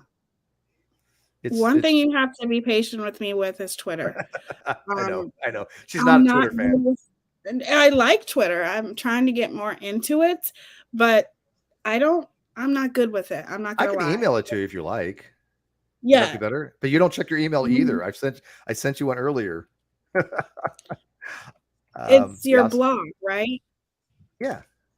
Where I'm most active is Facebook, and that's for anybody. I'm most active on Facebook and Instagram. Can I add you on Facebook? Yeah. Well, you're a member now. You're not part of the group. Yeah, sure. I'll send you links. Yeah, it's just whatever the easiest way for you to connect with you, because I know everybody's on their own schedule. I do multiple things, and you do multiple things. Navy vets, he says thanks you for your service, Steve, and from a fellow disabled Vietnam era vet, and likewise, man. Look, you guys were the real heroes, man. Seriously, the people that went to Vietnam. My dad was Korea. He was in part of the Korea War, stationed in Guam. Sparkle said she's seen the blog too. Sparkle's seen the blog. Let's see her. Because Sparkle can send it to me too. I'm going to email it to you right now, just in case she can't. But yeah, but that has really everything that needs to be seen. Okay. Email that to me, and I will check it when I'm done for sure. But I do want to know one last question. Sure. So, do you have like past footage of because when you used to not necessarily work with Katie, but was that a channel, right? It was a channel that you guys were on. It's called the Non Sequitur Show. Yeah, go check it out. It's still there. I mean, I still do shows on there. It's a great show. Okay. Seriously, it was great. We had 33,000 subs. And you still has 28,000 subs left. Used to get thousands of views, live views. It made the news. It's been mentioned in Forbes.com. We were making, like I said, $6,000 a month. That's good money. And we Yeah, put out it good is. content for it. And even though I might never get back to that, I still want to try because I liked what I did on it. We had my videos were getting 250,000, 500,000. I have one that has 650,000 views. So I was proud of the work that we did. We had, even though my partner was, a dishonest and he took $30,000 from me. Mhm. He was very good at co-hosting with me. We had a really good synergy. So what was specifically your question about her in the show though? Well, I wanted to know, well, since you said it's still there, then I can go back and look at old footage when she used to be on the show. They're all there. Oh yeah, I didn't. You know what's so funny is I didn't delete anything. I want a complete record. She actually accused me of deleting stuff and deleting tweets. It never happened. Matter of fact, I have our conversations in DM from an account that she has. That guess what? She deleted, and they don't show anything about sexual harassment. They don't show anything of the sort. And she came to me one time in September 22nd, 2019, and said, "Hey, Steve, I might have some information for you about your case with Kyle. Can I talk to you about it?" I'm like, "Yeah, sure." And she told me all this stuff about the situation, and I hadn't talked to her since. That was the last time I ever really spoke to her, was 2019. So I have nothing to do with this woman. I don't watch any of her stuff, but I left everything possible up as a complete record. She dirty deletes. And I didn't want that because I wanted people to go back and see everything that happened. So yes, they are there. If you ever wanted to read my blog on air, it will just be, I think that she doesn't want my blog out there. That's what she was trying to shut down. In fact, even in her lawsuit, she says she wants all mention of her removed from my social media, including would be my blog and my YouTube channel, obviously, because I've, 30, 40, 50, 60 videos out about her, whatever it is over the years. But my blog was more damning to her than my videos, because I'm a much better writer than I am Right. maker. I have one last question, and this this person wants to know, do you think that Unirock was really in the military? They're just curious of what you think. Yeah, he was in the military. I think he was. He was in the Army, and I do believe that. Do I think that his extent was what he says it was? No. I've asked, and other people have asked for his DD-214. As a military vet, I take stolen valor very seriously. I have a copy of all my stuff, every medal that I have. In fact, I have medals due me that I never collected. Like one of them was called a Kuwaiti Liberation Medal that my ship got that I just didn't ever get. But I got to put in a DD-215 to get that, I think it is. But I'm willing to show any document to anybody, anytime, privately about things. He's never been able to do that. This is one of the reasons why I do have people that trust me. Renelle could tell you firsthand, anytime she's asking for something, here it is. Now, I do need to get a copy of my DD-214, but my password is not working too well. I tried last night because I wanted to see something on it to update some information with the government stuff. But everything else I have. And I have all my military awards. I have my what's called Westpac books. I have my ship deck, which is on the internet on my ship. He has nothing. I can't find a single thing. Nobody can find anything about he doesn't talk about the military. He doesn't talk about his service people. I have had people that I served with come on my show. Where's all his stuff? Right. It's weird. That's why I think somebody was asking you that, because I don't think that a lot of people maybe just don't believe him, Well, I believe that he was served. But again, there's been different iterations of his story. The first story I ever heard with him was that he had some kind of paratrooping accident in training, whether he fell out of a helicopter or something along those lines of a helicopter in training, and he hurt his knee. That over the time period seemed to have morphed into stepping on a IED and hurting his shoulder and hip. And he'd be medevaced out of Afghanistan or Iraq. And then somebody said he was a mechanic. They saw on something he showed on a DD-214. There's just no consilience between all the stories. Everything I've ever said about the military has been, there's a consilience there because it actually happened, right? I mean, I talk about nuke school all the time. Yeah. So, I mean, there's nobody can go back and, well, Steve's lying about his military stuff. Well, really? Okay. Explain to me where, because everything I've ever said is consistent because it actually happened. But I do think that he is not being forthright with stuff. Yes. And he will not show any evidence to the contrary. And that's the difference between him and everybody else. I will show anybody what they want. I've shown my bank records to people if I trust them enough. He will not show anyone evidence of anything because he hides things. So same with Katie, by the way. Same exactly with Katie. Yeah, they're two peas in a pod, those two. Absolutely. They're very much alike. And then Leah Griggs wants to know any thoughts on how on earth KJ can afford all these court battles. Okay. So Katie's spending a lot of money on legal fees right now. There's no question about that. I know firsthand how expensive these things are because again, I'm several $1,000s down, and I'm not well to do. I mean, I have enough to savings, but when you take a hit of $30,000, that affects anybody. I was down to $400 in my checking account after this happened. That was my life savings, $400. I was in bad shape, and that was all because Kyle and her trying to run this BS narrative stuff. And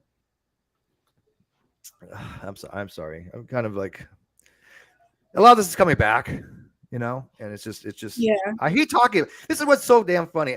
I hate talking about this stuff. I really do. I am so disgusted by this woman.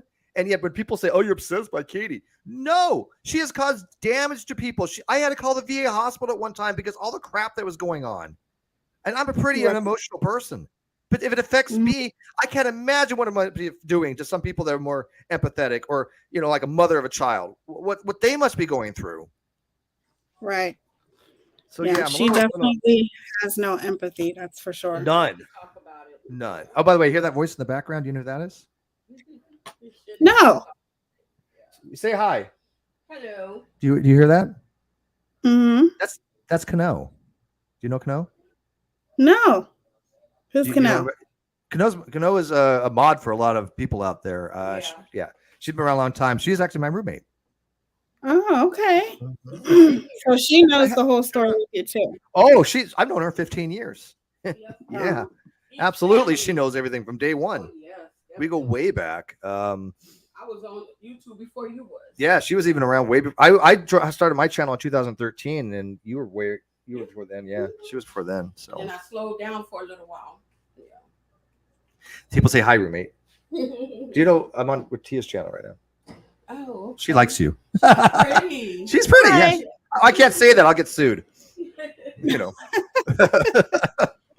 But yeah, she's been following you. As a matter of fact, a lot of channels that are out there, I kind of discovered through her. So yeah, I don't really go out looking for channels. She does not. No. Oh, okay. Yeah, she kind of avoids a lot of this stuff. Right. Oh. Yeah, and like I said, another person that you might want to do something on is EK People Suck about what her history with. I'm doing all the creators. Good. The only person that I don't know for sure that I'm going to do is Tina Alcucci. I would have to talk to her because I know that she's more private, but I'm doing every single creator that she has ever had a negative experience with her. Oh yeah, there's some great stuff there. And look, I will tell you straight up, Tina has been so forthright with me. It's unreal. And anybody who questions her integrity can just walk off, a flat earth. Take a short walk off a flat earth because she has been nothing but genuine and fastidious with the facts. I mean, she's like OCD factual. Yeah. So yeah. And she seems very nice. I met her a long time ago, and she does seem like she's a very factual person. I did email you my blog, by the way. Okay. Navy Vet says Unirock draws 90% disability. No, he's changed that. He says he's at 100. And what's funny, he says he started with 30% one time, and then he moved it to, I guess, 90, and now he's at 100%. So his story changes. And see, mine hasn't. I'm 0 disability. Unirock gets disability? Yeah, he says he's on full disability, which I don't. It seems odd because he said Navy Vet says Uni draws 90% disability. That's hard to believe since what he says he's been through would be getting at least 10% unemployability, which means he cannot work. And I agree, and that's true. When you're at 100% disability, everything changes. But like Katie Joy was saying, well, Steve didn't want to lose his disability rating with the VA. But I've already said I have a 0 disability rating. What is there to lose? But Right. he said he started with a 30%.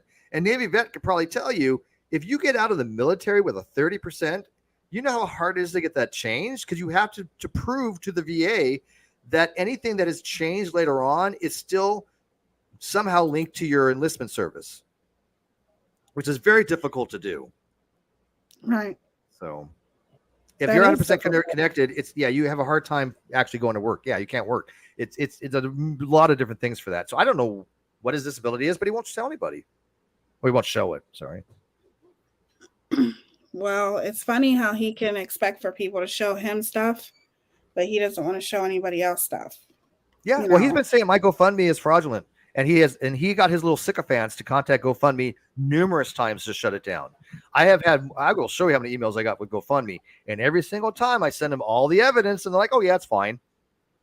But he and his little sycophants, including Katie Joy, I'll have this narrative. Oh, Steve's running a fraudulent GoFundMe because they didn't want me to get enough funds to sue her to go all the way to trial. But Right. even afterwards, they're still like, it's fraudulent. No, it's not. But I show receipts. He said one time that during, and I would never use death as a weapon because people do it with me. I had literally Unirox sycophants accuse me of murdering my producer. This is no joke. The narrative, the LARP they were running was me and a friend of mine somehow killed my producer. And this is not just a story. They went so far, one of them, to call the coroner of my best friend, a person that I can say that I truly loved, and try to convince the coroner to change his findings from from a natural causes to murder. The coroner had to call the family to let them know that this creep was doing this. It's still out there on the internet that this guy has a webpage of him doing this and putting the autopsy findings on the webpage. This stuff goes so deep and so serious that I wish people could even understand what we have been through with that group. And I can't do it because I don't have the words to express it. Other people do a much better job because this is not my thing. This is not what I want to be doing. But this is the God honest truth. Yeah, I think most people that is, I've never even heard of something like that. That's crazy. It's 100% true. I mean, it's all been documented. They're proud of it. They're really proud of it. There's still people out there going, talking about my friend's death, saying, that he was murdered and stuff. And it's just, I never met the guy in real life. We always were, online, but they know that it hurts people like me. They know it hurts people that really love somebody. When they made an account one time called Bull's Ghost to try to troll people. This is how sick they are. It's just mortifying what they do. It's cruel. It sounds like professional trolls. That's what it sounds a lot of like. them are. Yes, there's a professional troll group. Absolutely. Wow. Yeah, I'm sorry, I'm getting a little emotional. It's not my thing, but it's hard, man. It is really hard. No, you're fine. I know that Katie has hurt a lot of people, and that is my whole reasoning for turning this into a series, because I don't think that people understand the magnitude of how many people she has hurt in some way, shape, or form. And I'm glad that you are, because people are going to have a record of it. And like I said, take my blog and run with it. Just like I said, that explains everything about Katie. I'm surprised more people haven't read it online. And I know Aaron has. But if you really want to find out about Katie, that's how you do it. Steve will Little Miss Noble interview. I don't know what interview. Steve Will LMN interview, and the only LMN I know is Little Miss Noble. She was one of the people that Katie had gotten a TRO on. It was me, Little Miss Noble, and Tina. And when she got it was funny because when she got the TRO for Little Miss Noble, I didn't know who Little Miss Noble was. No clue. But somehow she was connected with me. And I've never met the woman, never talked to the woman, knew of her name because I heard it once or twice. But then she goes on a stream, and Katie literally said this. I'm not even joking. She literally went on a stream and said that I was sending somebody death threats, that if they didn't listen to Little Miss Noble, somehow giving my directive or something, bad things would happen. Of course, there was no evidence for this, but Katie said she verified, her word, verified that it came from my account. It did not, because there's no such thing. Never happened. Right. And when people asked her, what evidence do you have for this? Katie just did what she always does, ran away and started something else. But yes, she said that she literally accused me of sending death threats to somebody that I've never talked to in my life, which was some person over in the UK, which I'm not going to say her name, because when you do, she magically appears and you don't want her around, trust me. But they were saying that, yeah, Little Miss Noble was somehow doing my bidding when I never had talked to the woman in my life at that point. I don't know her. She was the one. There's 3 people that Katie Joy got a TRO. Like I said, myself, Little Miss Noble, and Tina, I'll cut you. So. Oh, wow. Oh yeah, that's right. It was with Tina, I'll cut you too. Mm-hmm. And this is Steve's channel, you guys. Go check out his channel. He does a lot of great content, including about Katie, and just his experience with her, you know. I'm gonna wait till I don't like to step on streams, but when you're done, I'm going to be doing, like I said, a stream on narcissism about Katie Joy. And I look things very analytically. And I think that if people want to watch that, it's great. Because again, I want people to watch because they like to watch. That's it. Be entertained. That's why I listen to you. I like the way you approach certain things. It's entertaining. Else, why would I not watch? You know, why would I watch something I'm not interested in finding entertaining? Right. And so you're doing that after mine? Yeah. Okay. I've had a little caffeine and some tea, and I figure, you know. Oh yeah. I drink coffee at night. I had a Rockstar's 240 something milligrams of caffeine. That's a lot. Yeah, my boyfriend and my oldest son, love Monsters. We're gonna have a discussion on that. Rockstar's better. Rockstar? Yes. I look, this was a long-standing feud.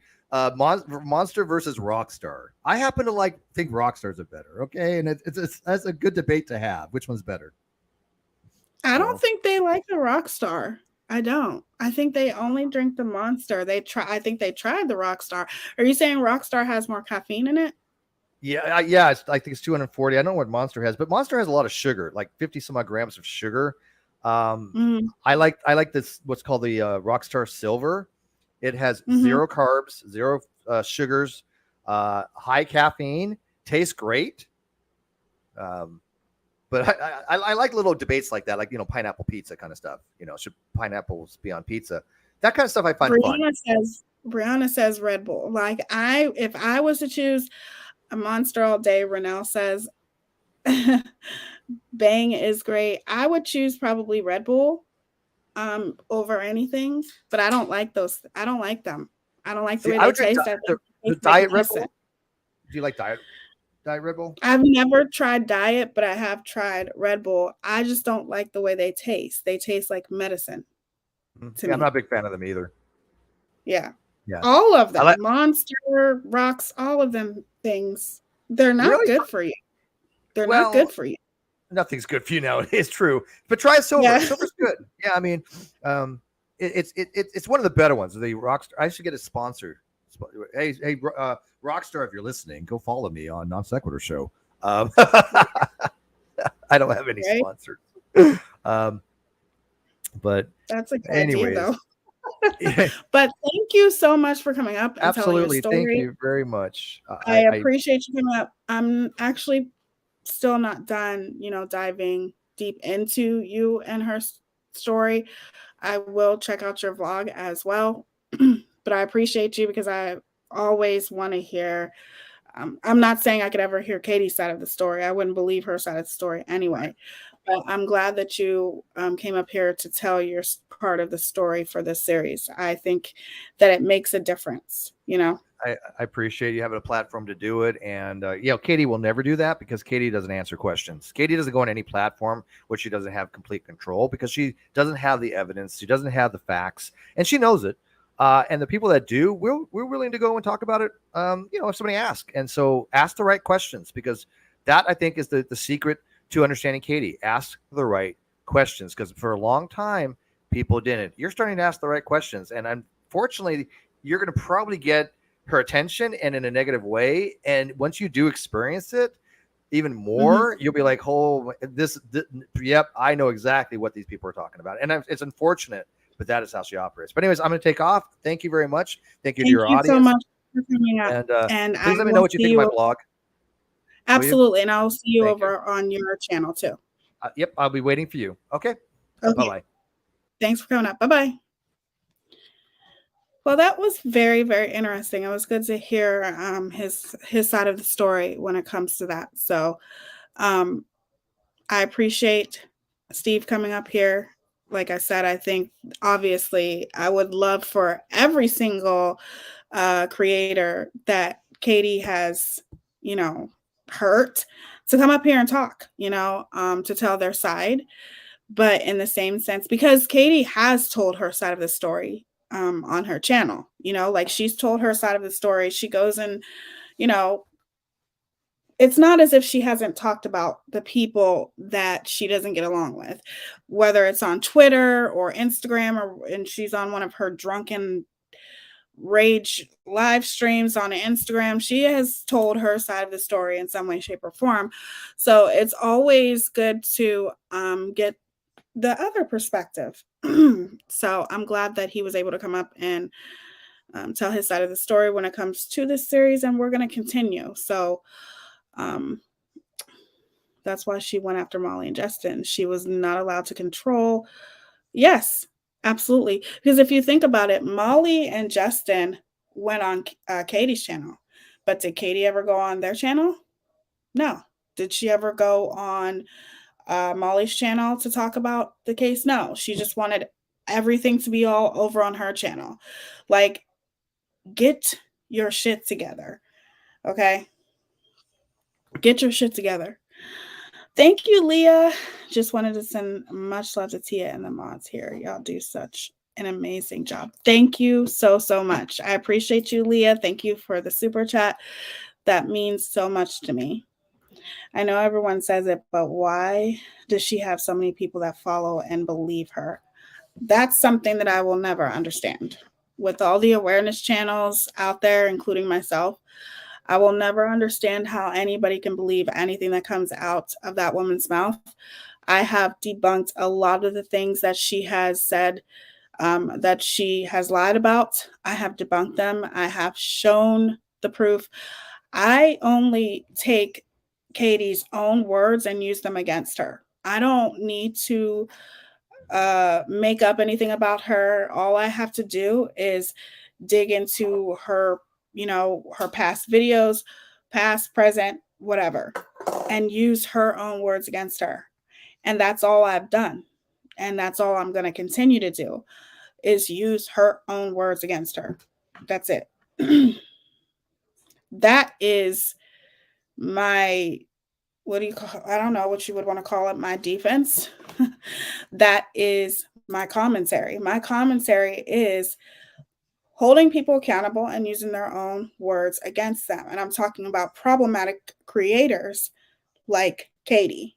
You can't just, you don't have to lie about Katie. You don't have to talk about Katie's personal life. You don't have to do those things, because there is enough here on this platform, on other platforms as well, that she has done, that you can just throw right back up in her face and say, oh, you said this. Okay, well, let me go and get that live where you said something completely different. You don't have to lie. You don't have to go below the belt with Katie, because all you have to do is prove her wrong. That's all you have to do. With all of the things that she has done thus far, it's her against herself, just like the channel Without a Crystal Ball versus Without a Crystal Ball. I love that channel because they use her own words against her. So in my opinion, that is why, to me, I personally think that people like Katie will never change. when you are enabled and you have such a large audience that is enabling your behavior and that is condoning your behavior, why would you stop? You guys have to think of it like that. Until she is held accountable for the things that she has done, whether it's through lawsuits, whether it's through something very serious, and hopefully it doesn't get to that point, until you are held accountable for your actions, you're going to get away with things. When you have 200,000 people, allegedly, when you have 200,000 people that are following you and believing every word that you say, of course, that's enabling.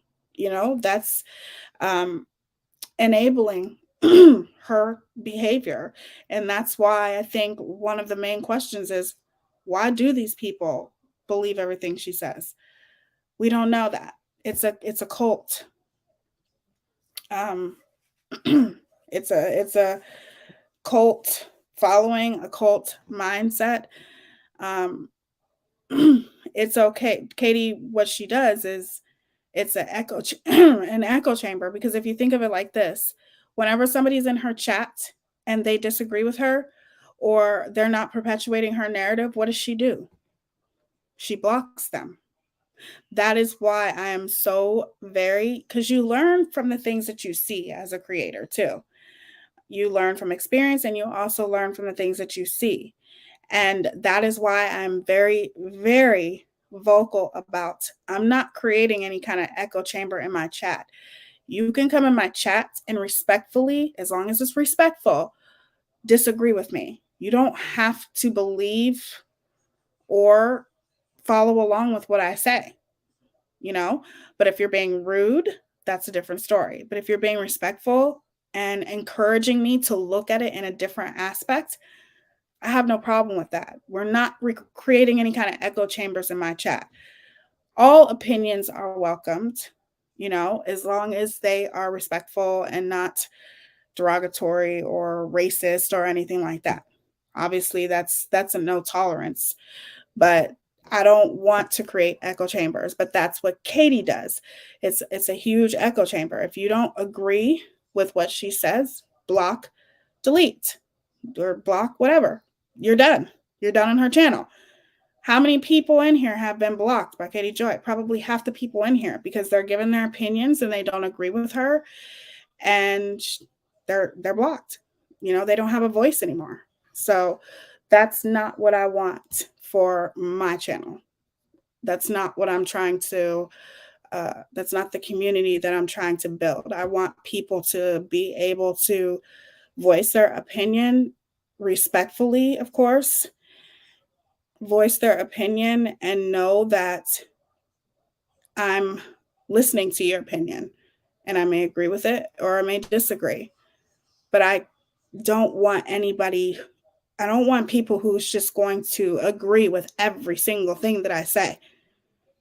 You're supposed to challenge people on their ways of thinking.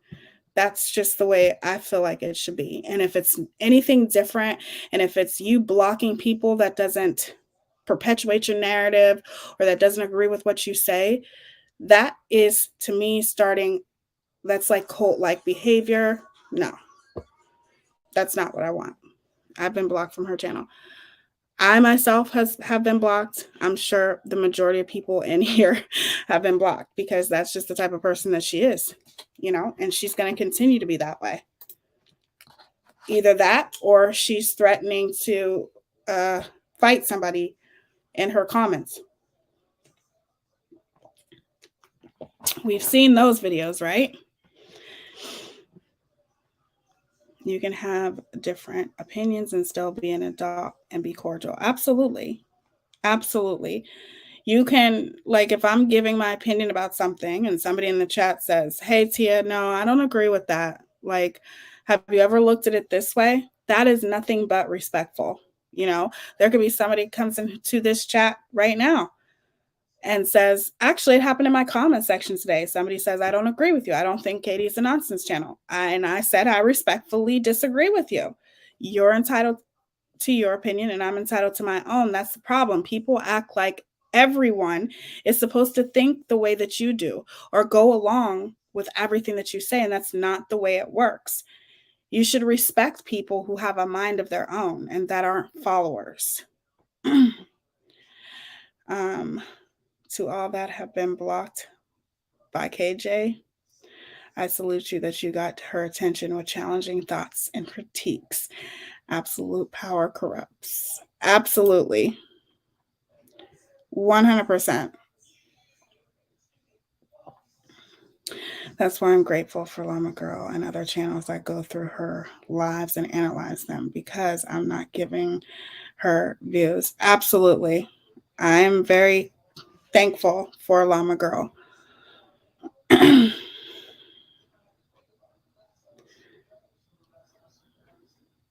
Yes, I do not want people who just agree with everything I say.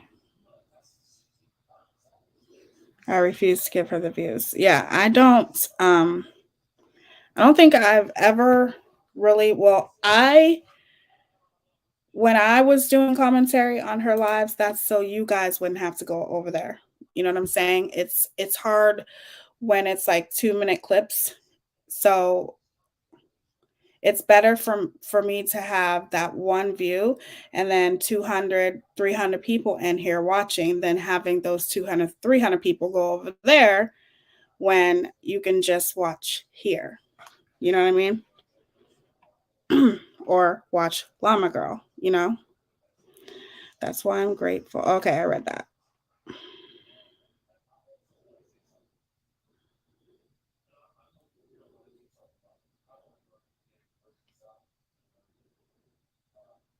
And she doesn't just block people whom are vulgar or nasty or bullying.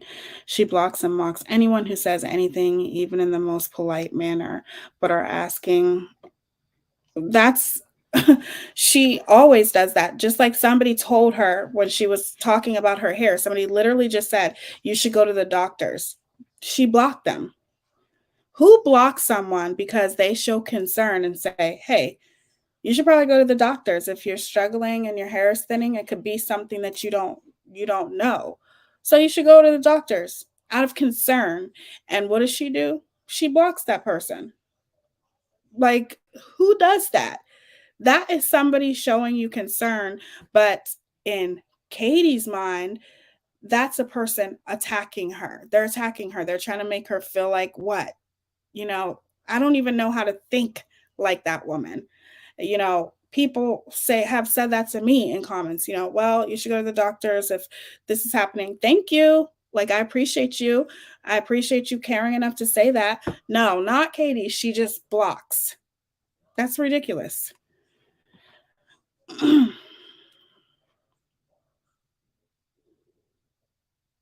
Yes, I agree. She's not the only creator that does that. No. A lot of creators do that.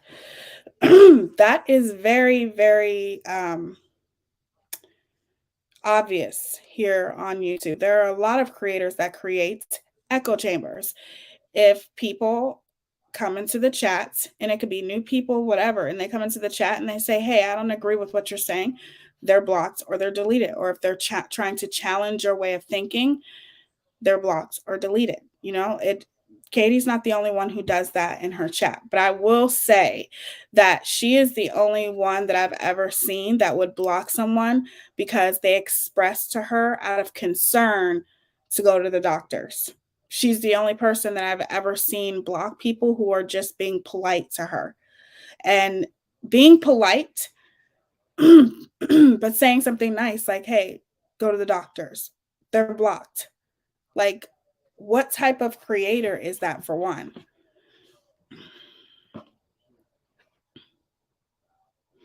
My hair was thinning and I have lupus at the age of 31. Oh, I'm sorry to hear that, Brandy.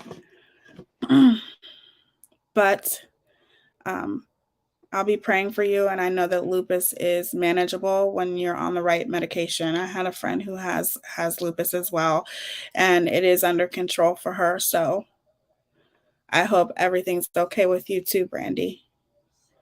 She blocked me because I told her she needs to stop fishing Vaughn's family for information to use against them and to stop sucking on Molly's poo.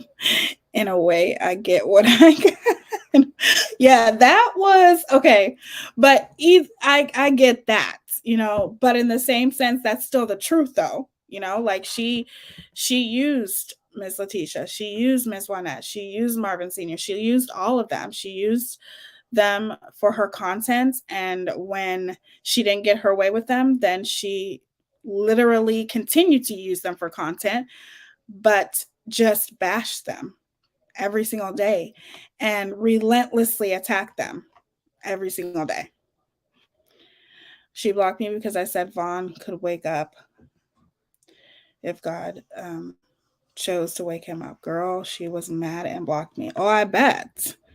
Because it's funny how she literally changed from one narrative to the next because uh, she literally said from the very beginning, oh, there's no hope for Vaughn. There's no hope for him, blah, blah, blah, blah, blah. And we know that she doesn't believe, she's an atheist, but she automatically was saying there's no hope for Vaughn, there's no hope for him. But then she started changing her story and saying, well, you know, something might happen and a miracle might happen and you know he may come through this. Then she changed it again. Like she literally changed her story or her thoughts or ideas or opinions with this story every single day. But you cannot sit here and just automatically say that there's no hope for somebody. There's always hope. There is always hope in every situation, no matter what anybody says. That's hope is all you got, you know, especially when you're in a tragic situation. I have to say this. I think you have to be the most well educated, articulated commentary YouTuber out here, as well as very spot on what you put out. You are a prime example of a channel that can't do anything but grow. Oh, thank you, Junebug, and thank you so much for the super chat. I appreciate. Oh, look at that little baby, so cute. Thank you, Junebug. That means a lot to me, and I appreciate you saying that. That really does. That means a lot. Thank you so much. Look at that baby, so cute. I love babies. Teaya, she has no hope and is miserable, so she wants to spread her misery like the plague. Amen, Rianne. Amen. But I gotta put that back up there because that was just so sweet. Thank you so much, Junebug. I'm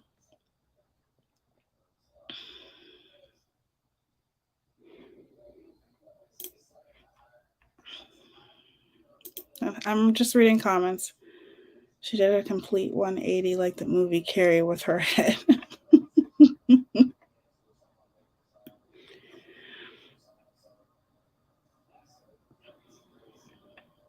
You guys are so funny. Hey, Faith. How are you, sweetie?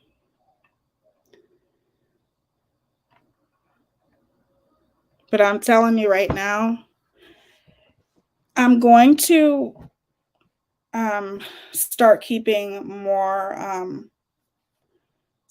up with more of the lawsuits that she's in, because I do think that 7M especially, and Todd Chrisley, you know, both, like I agree with Steve. I think that they do definitely, I could see them winning. That's just my opinion.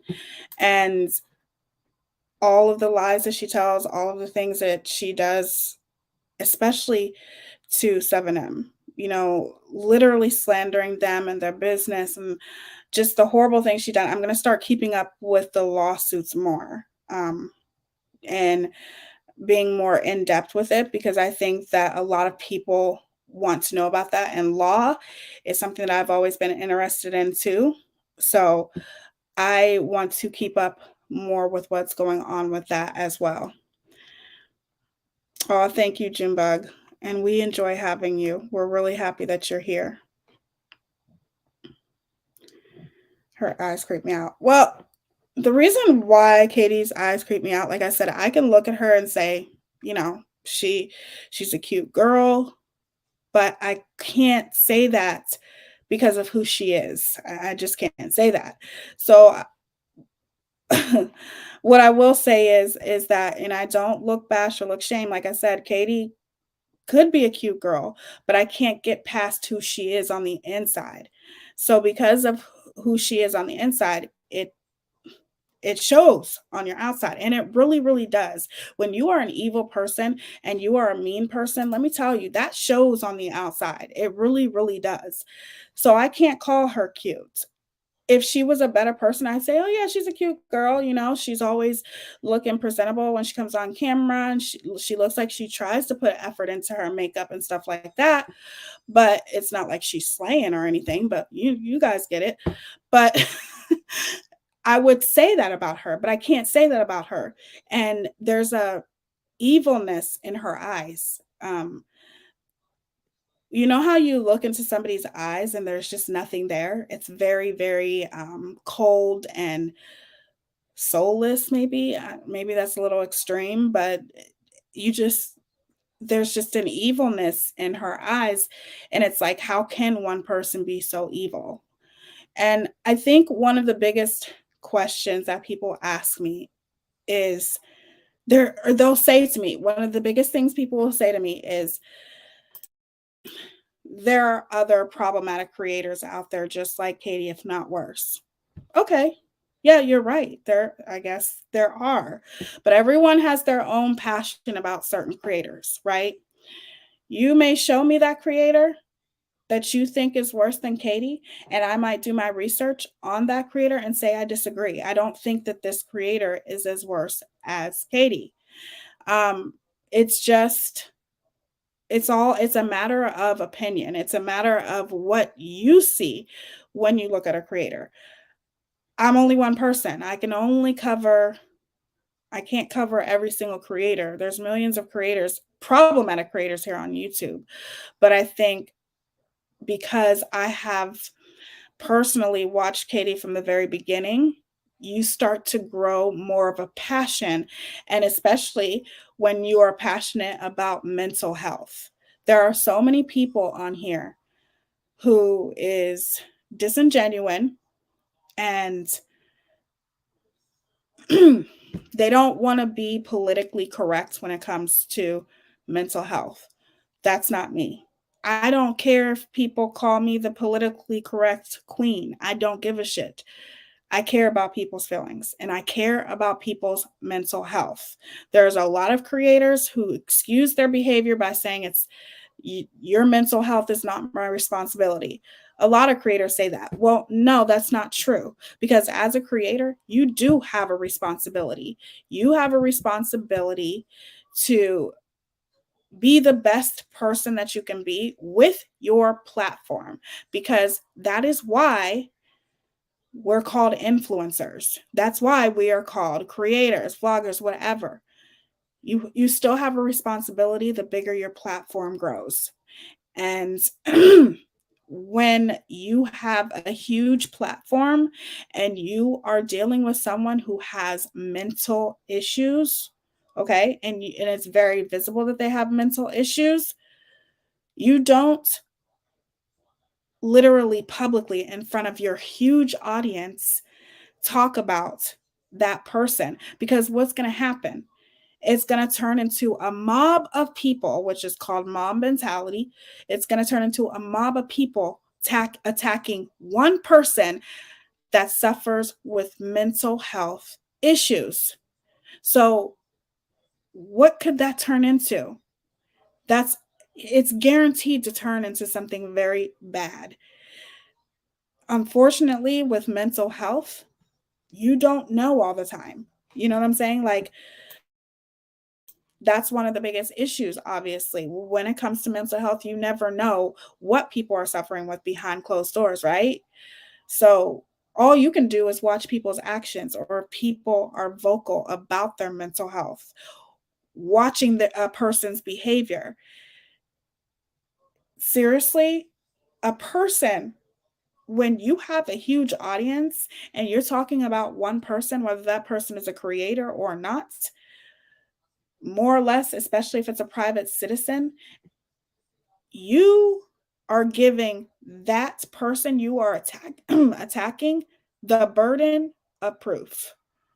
Okay? You're giving them the burden of proof to take your ass to court, sue you, and win. You have to be very careful and very responsible when you have a platform as big as Katie. And she is not careful. She does not care. She will get on here and talk about any creator, whether that it's a creator, a private citizen, it doesn't matter who it is. She'll run her mouth and constantly contradict, being her hypocrisy, everything. But the point is she has completely zero responsibility for her huge platform. That's what's so dangerous about her. Not just her and herself. What's so dangerous about her is that she has a big audience. Is she as big as others? No, but she still has a big enough audience that she can literally do real damage. And that is why people bring awareness on her. If she wants to call it for clicks and views and clout, go ahead, sweetheart. I don't care, because we all know what you do for clicks, views, and clout every single day, talking about the same damn family every single day. But yet you have the audacity to sit there and talk about creators only talking about you. Girl, bye. Nobody cares. People can talk about you.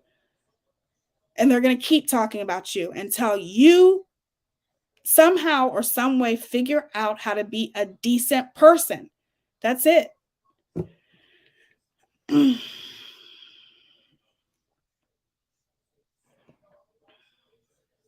Yes, I will. I will, Stephen. Thank you so much for coming up. I appreciate you for telling your side of the story. I'm going to be ending this in a minute. I just wanted to talk to my peoples before we ended this, but I'm going to be ending this in a minute, and I will drop your link again.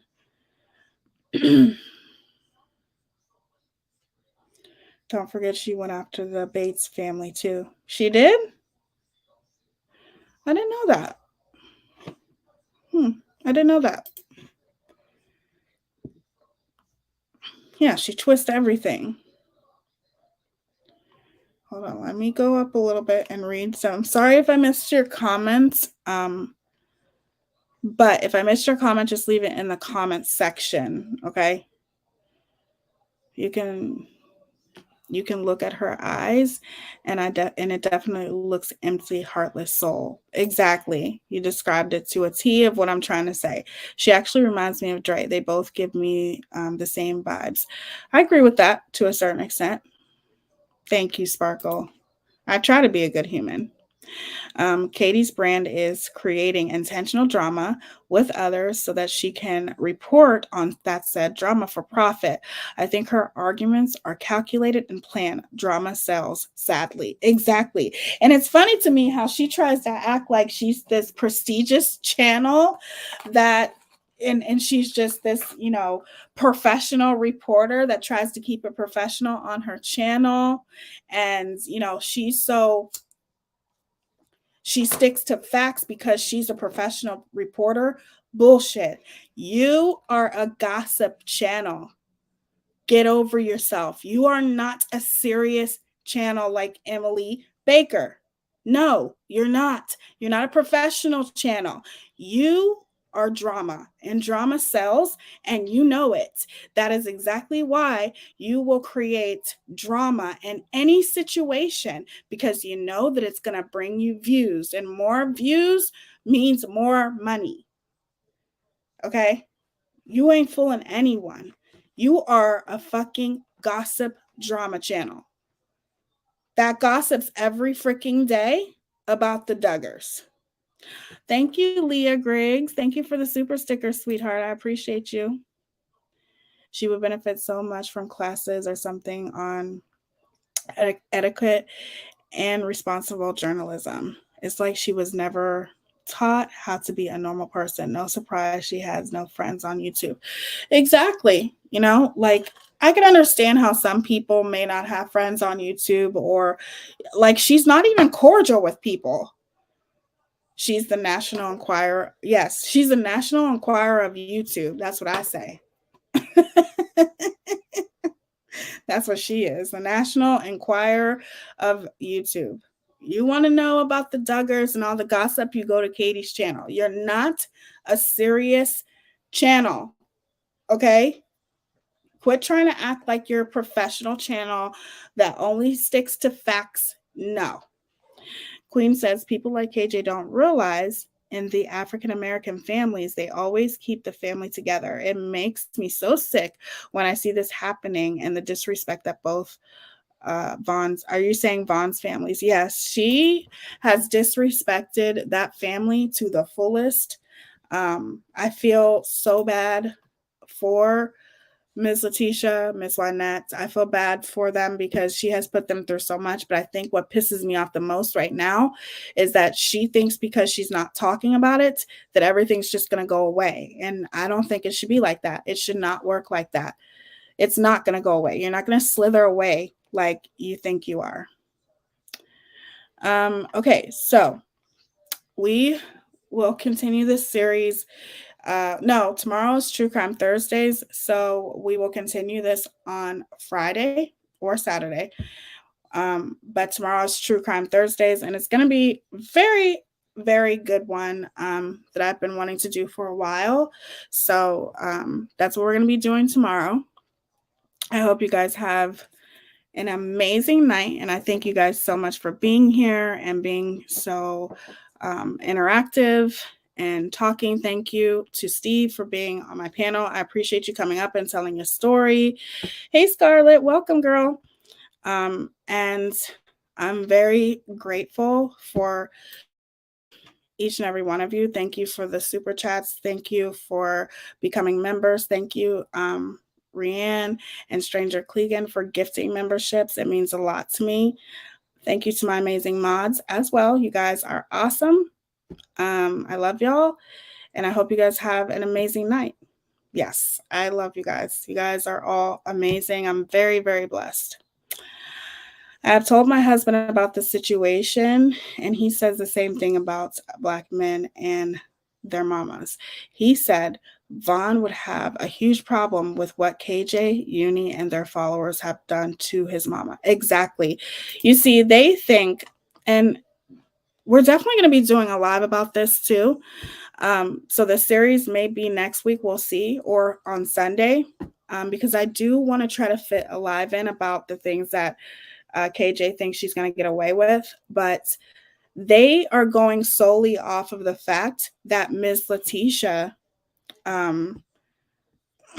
obviously gave Vaughn up for adoption. So because Ms. Letitia gives Vaughn up for adoption, you think that Vaughn would be okay with the way his mother's being treated? You're crazy. You're crazy if you think that he would be okay with that. It's very, very true. And I think it's true with all men, but with Black men, they're very protective over their mothers. I know that's how my brothers were with my mom. I mean, most people are protective over their mothers, but I hear what you're saying, Melly. He would not be okay with this. He would not be okay with what's going on and the way that they have dragged this woman all over social media, bashing her name. She's an older woman. You can only take so much. This is not something that she's used to. So no, he would not be okay with this. I guarantee you.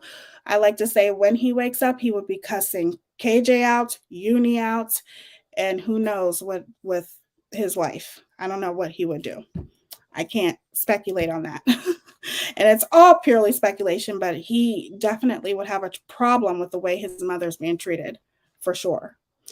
He was adopted by his grandma. She has passed away. Did his grandma pass away? But yes, thank you so much for being here. Like I said, I will see you guys tomorrow for True Crime Thursdays. It's going to be live because I like interacting with you guys more. But in the future, I'll do more videos.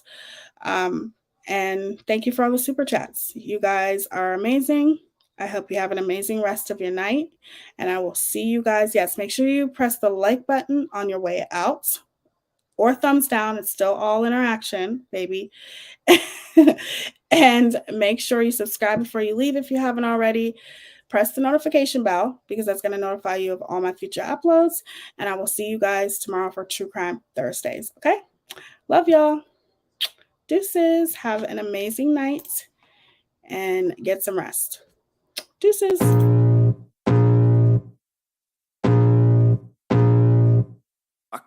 feel the blood creeping up from the heathens. Got will, got fight, got pride, got reason. If they wanna go eat, then you know I'm gon' feed them. If you're coming for me, hope you're ready for a demon. I got eyes in the back of my head, I'm seeing. Take me for granted and you know I'm leaving. I'ma take what's mine with the webs I'm weaving. I could take this crowd from seeing to believing. Got a taste for blood and my tongue keeps bleeding from the words I spit. So sharp, so freezing, so cold. Behold, frostbite, they